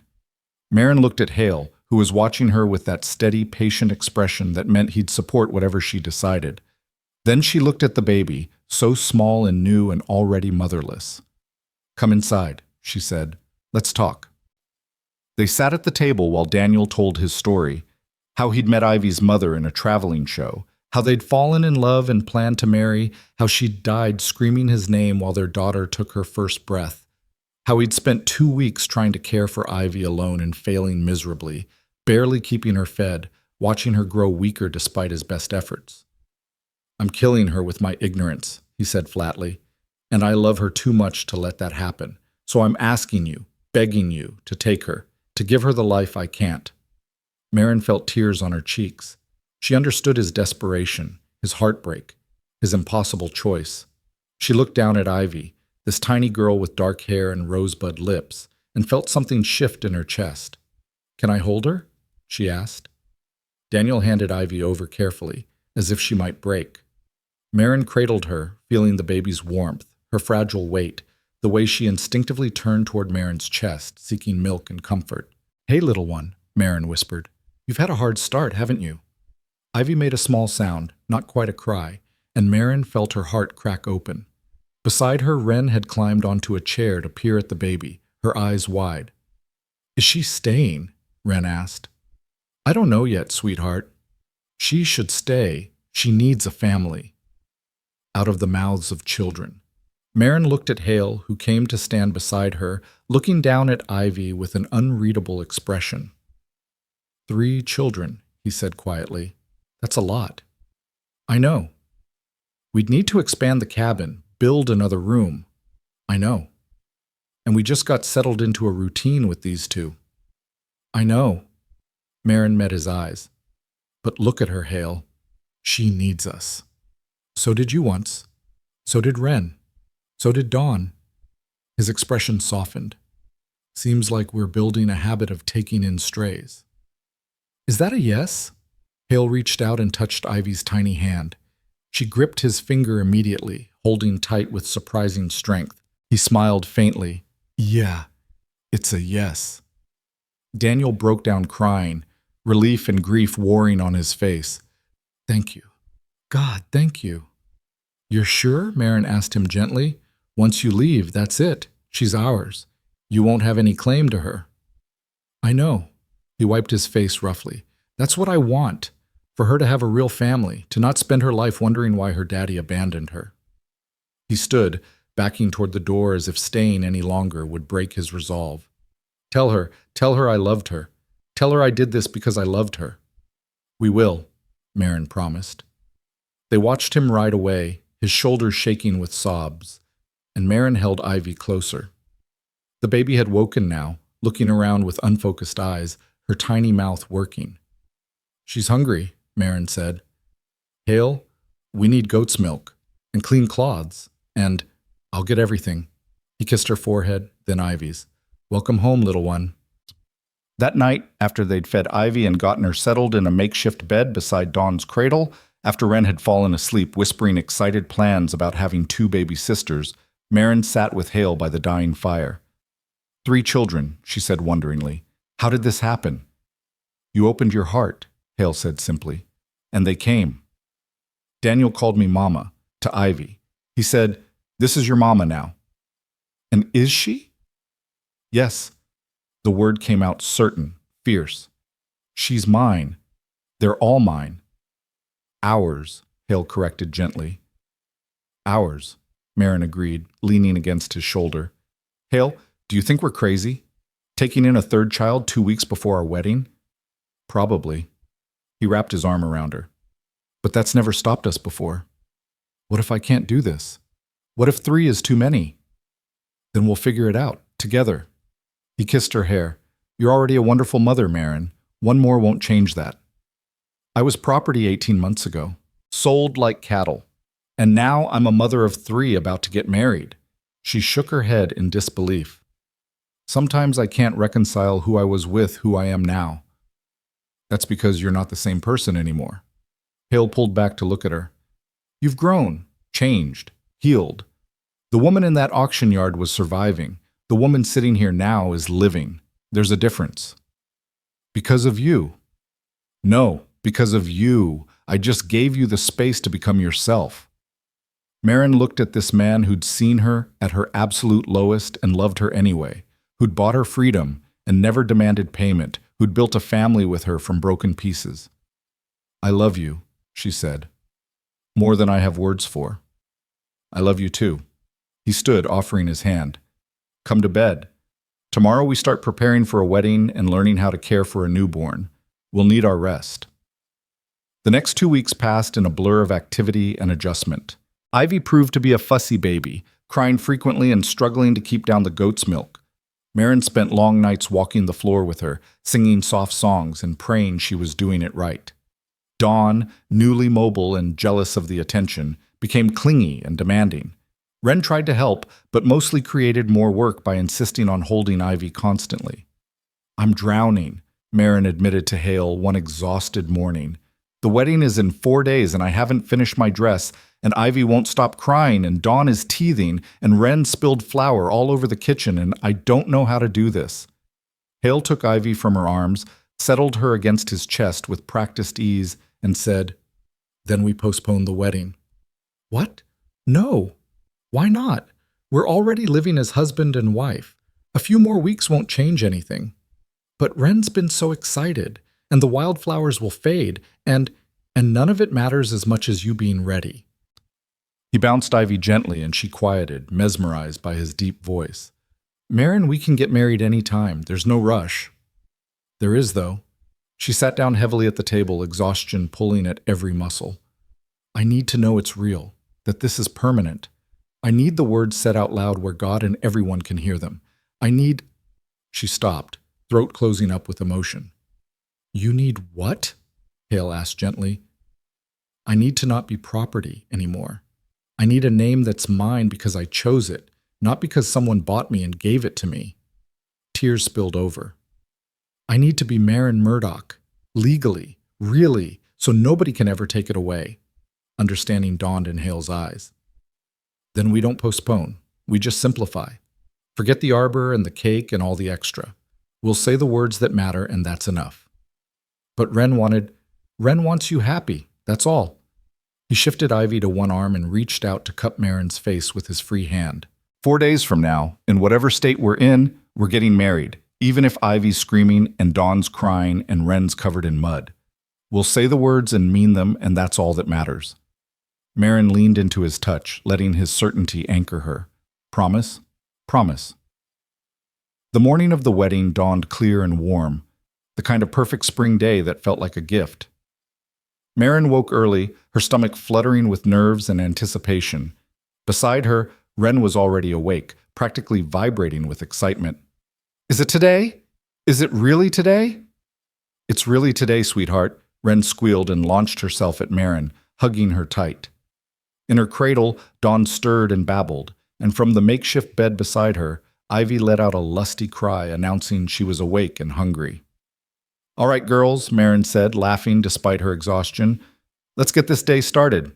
They spent the morning in organized chaos, bathing children, dressing them in their carefully made dresses, trying to keep them clean while Marin finished getting herself ready. Hale had tactfully disappeared to the barn, giving her space, though she could hear him whistling while he worked. When she finally pulled on her blue dress and looked at herself in the small mirror, Marin barely recognized the woman staring back. She looked healthy, happy, loved. The hollow-eyed girl from the auction yard was gone, replaced by someone stronger. Someone who'd survived and grown and chosen to love despite everything that tried to break her. You look beautiful, Mama, Wren breathed, appearing beside her. Like a princess. Thank you, sweetheart. Marin knelt down, adjusting Wren's yellow dress. You look beautiful, too. And Dawn? And Ivy? Marin glanced at her youngest daughters, both dressed in white and looking angelic despite Dawn's tendency to drool and Ivy's constant fussing. Everyone looks perfect. Is it time? Almost. Let me just... A knock on the door interrupted her. Marin opened it to find Hale standing there in his best shirt and trousers, his hair still damp from washing, and her breath caught. He looked handsome in a rough, weathered way that made her heart skip. You ready? He asked, his voice soft. Yes. She picked up Dawn, while Wren took Ivy in her arms with careful concentration. Let's do this. They walked together to the meadow behind the cabin, where the wildflowers grew thick and fragrant. Hale had managed to finish the arbor after all, a simple arch of woven branches decorated with lupines and buttercups that swayed gently in the breeze. No guests, no preacher, no audience except the mountains and sky, and three little girls who were their whole world. Hale took Marin's free hand, and they stood facing each other while Wren carefully set Ivy down on a blanket in the shade. I don't have fancy words, Hale started, his voice rough with emotion. Never been good at speeches, but I know what I want to say.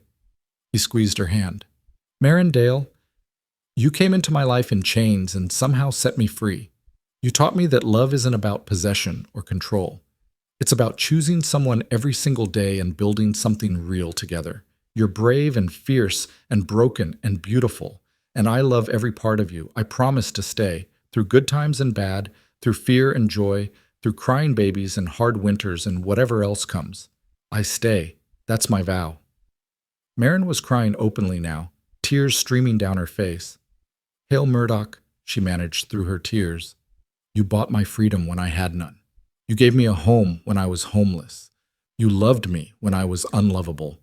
You taught me that I'm worth more than a price tag, more than what was done to me, more than my worst days.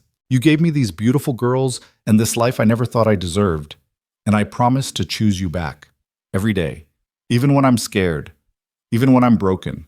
I promise to build this life with you and trust that it's real. I stay too. That's my vow. Hale pulled her close, and they kissed while Wren cheered and Dawn clapped her chubby hands, and Ivy, for once, stayed blessedly quiet. When they broke apart, both laughing and crying, Marin felt something settle deep in her chest, a sense of rightness, of home. Are we married now? Wren asked. Yes, sweetheart, Marin said. We're married now. So we're really a family? We've always been a family, Hale said, scooping Wren up with one arm while keeping the other around Marin. But now it's official. They spent the afternoon celebrating simply, eating the slightly lopsided cake Marin had managed to bake, picking wildflowers until their arms were full, lying in the meadow watching clouds drift by while the girls played around them. It was ordinary and extraordinary all at once, perfect in its imperfection. As the sun began to set, painting the sky in shades of gold and pink, they walked back to the cabin together. Wren skipped ahead, making up songs about weddings. Dawn dozed in Hale's arms. Ivy was quiet against Marin's chest, finally content. Happy? Hale asked quietly. More than I ever thought possible, Marin answered truthfully. You? Yeah. He smiled, that rare, soft smile she'd learned to treasure. Yeah, I am. That night, after the children were finally asleep and the cabin was quiet, Marin sat at the table with her journal while Hale banked the fire. She wrote, Today I married Hale Murdoch. I am Marin Murdoch now. Not by force, not by sale, but by choice. I have 3 daughters who call me Mama. I have a husband who loves my broken pieces. I have a home that's mine. I was once priced before I held my first child. Now I hold 3. Never meant to be sold, only saved. This is my life, the one I chose, the one I'll keep choosing every single day. She was closing the journal when she heard a sound outside. Soft, almost imperceptible. A baby crying. Distant. Marin's heart stopped. She looked at Hale, who'd heard it too, his expression alert. They moved to the door together, opening it cautiously. On the porch, wrapped in a tattered shawl, was a newborn baby. A girl, maybe a few days old, with a note pinned to her blanket. Marin's hand shook as she picked up the baby, who immediately quieted in her arms. Hale unpinned the note and read it aloud by lamplight. Forgive me. I can't keep her. Please give her the love I can't. Her name should be Ivy. The note's wrong, Marin said immediately, looking down at the tiny face. Her name is Ivy, but we already have an Ivy. So we name her something else, Hale said practically. Marin thought about the baby in her arms, left on their doorstep because someone, somewhere, had heard that this was a place where broken things could be mended, a place where children found homes, a place where love grew even in the darkest soil. Ivy, she said softly, testing the name. But a different kind, Something that means growing where nothing should grow. Something about resilience. Like what? Marin looked up at the vines growing over the cabin porch, twisted and tough and somehow beautiful despite the harsh conditions. Ivy, she said. Just Ivy. Let her name mean what she becomes, not where she came from. Hale smiled. Ivy it is. They brought the baby inside, adding a fourth cradle to the increasingly crowded cabin. As Marin cleaned and fed the newest member of their family, she felt something profound settle over her. This was who they were now. The people who took in the broken ones, who said yes when the world said no, who built family not from blood, but from choice. 4 daughters, Hale said wonderingly, standing behind Marin as she rocked the new Ivy. We're officially insane. Probably. Marin leaned back against him. But it's a good kind of insane. You sure about this? We just got married this morning, and now we have a 4th child. I'm sure. She looked around at the 4 sleeping girls, Wren, Dawn, the first Ivy, and now this new Ivy. I'm building something here. Something that can't be bought or sold or taken away. A family made of choice and staying. And if more broken children show up on our doorstep, I'll say yes to them too. Even if we have to build an extension onto the cabin? Even then? Hale kissed the top of her head. Then I guess I better start cutting timber. The next morning, Marin woke to chaos. 4 children at various stages of waking and wanting, all needing attention simultaneously. Instead of overwhelming her, it made her laugh. This was her life now, loud, messy, exhausting, and absolutely perfect. Over breakfast, while Hale juggled feeding the 2 Ivies and Marin helped Wren with her porridge and Dawn made a mess of everything, Wren asked, Mama, why do people keep leaving babies on our porch? It was such a simple, innocent question, but it made Marin pause. She thought about the answer, about what she wanted her daughters to understand about the world and their place in it. Because, she said carefully, sometimes people know they can't take care of their babies the way they deserve, and instead of letting them suffer, they bring them to people who can love them. That's not giving up. That's giving them a chance. Like my first mama did? Wren's voice was small. Exactly like that. Your first mama loved you enough to want you to be safe, even if that meant giving you to someone else. That's brave. Am I brave? The bravest, Marin said, pulling her close. All of you girls are. You survived things that would break most people, and you're here, living and laughing and growing. That's the bravest thing in the world. Wren considered this seriously, then nodded. Good, because I want to help when more babies come. More babies? Hale looked alarmed. How many do you think we're getting? All of them that need us, Wren said matter-of-factly, making Marin laugh despite herself. Let's start with these 4, Marin suggested, and see how we manage. But even as she said it, she knew Wren was probably right. This cabin had become a sanctuary somehow, a place where the broken could be mended and the lost could be found. And as long as she and Hale had breath in their bodies and love in their hearts, they'd keep opening the door. Weeks turned into months, spring melting into summer. The cabin expanded as Hale built an additional room, creating more space for their growing family. The 4 girls thrived, Wren growing tall and confident, Dawn learning to walk and babble in full sentences, the 2 Ivies filling out and becoming healthy under Marin's constant care. Marin learned to distinguish between the Ivies by calling the older one Ivy Rose and the younger Ivy May, giving them each their own identity while honoring the names they'd been given. It worked well, and both girls responded to their full names with delighted giggles. One evening in late June, as Marin sat on the porch watching the sunset while Hale rocked Ivy May and the other girls played in the yard, she felt a profound sense of peace settle over her. This was home. Real, permanent, chosen home. What are you thinking about? Hale asked, noticing her expression. Everything, nothing. She smiled. Mostly about how different life is now compared to a year ago. Different how? A year ago, I was still flinching every time you moved, still waiting for everything to disappear, still convinced I didn't deserve any of this. She gestured to the girls, the cabin, the life they'd built. Now I'm finally starting to believe it's real, that I get to keep it. You do get to keep it, Hale said firmly. All of it. Forever. Forever is a long time. Not long enough. He shifted Ivy Mae to one arm and reached for Marin's hand with the other. I'm planning on forever with you. Hope that's okay. Marin squeezed his hand, her heart full. More than okay. That night, after the children were finally asleep, a process that took increasingly longer with 4 little ones, Marin opened her journal and wrote her final entry. June 28th. 1 year since everything changed. 1 year since Hale bought my freedom. 6 months since Wren arrived. 4 months since Dawn got her name. 2 months since we married. 8 weeks since Ivy Rose joined us. 6 weeks since Ivy Mae appeared. I've spent so much of my life surviving, I forgot what it feels like to actually live. But I'm learning. Every day I'm learning. I have a husband who chose me, 4 daughters who trust me, a home that's mine. Not bought, not stolen, not temporary. Mine. I was once priced before I held my first child. Now I hold 4, never meant to be sold, only saved. This is the life I chose, and I choose it again tomorrow, and every day after that. This is home. This is love. This is what freedom feels like, and it's worth everything. She closed the journal, set it aside, and climbed into bed beside Hale. He wrapped his arm around her automatically, pulling her close, and she fit against him perfectly, like she'd been made to be there.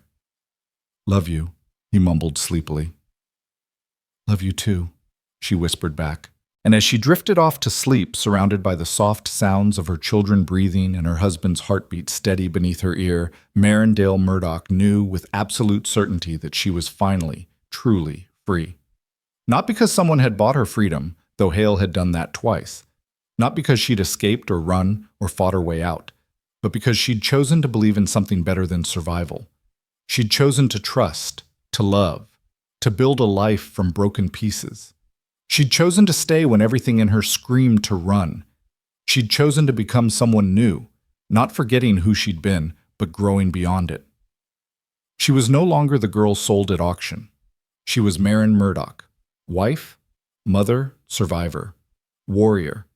And this life, loud, messy, imperfect, and absolutely beautiful, was entirely, completely, perfectly hers. The end.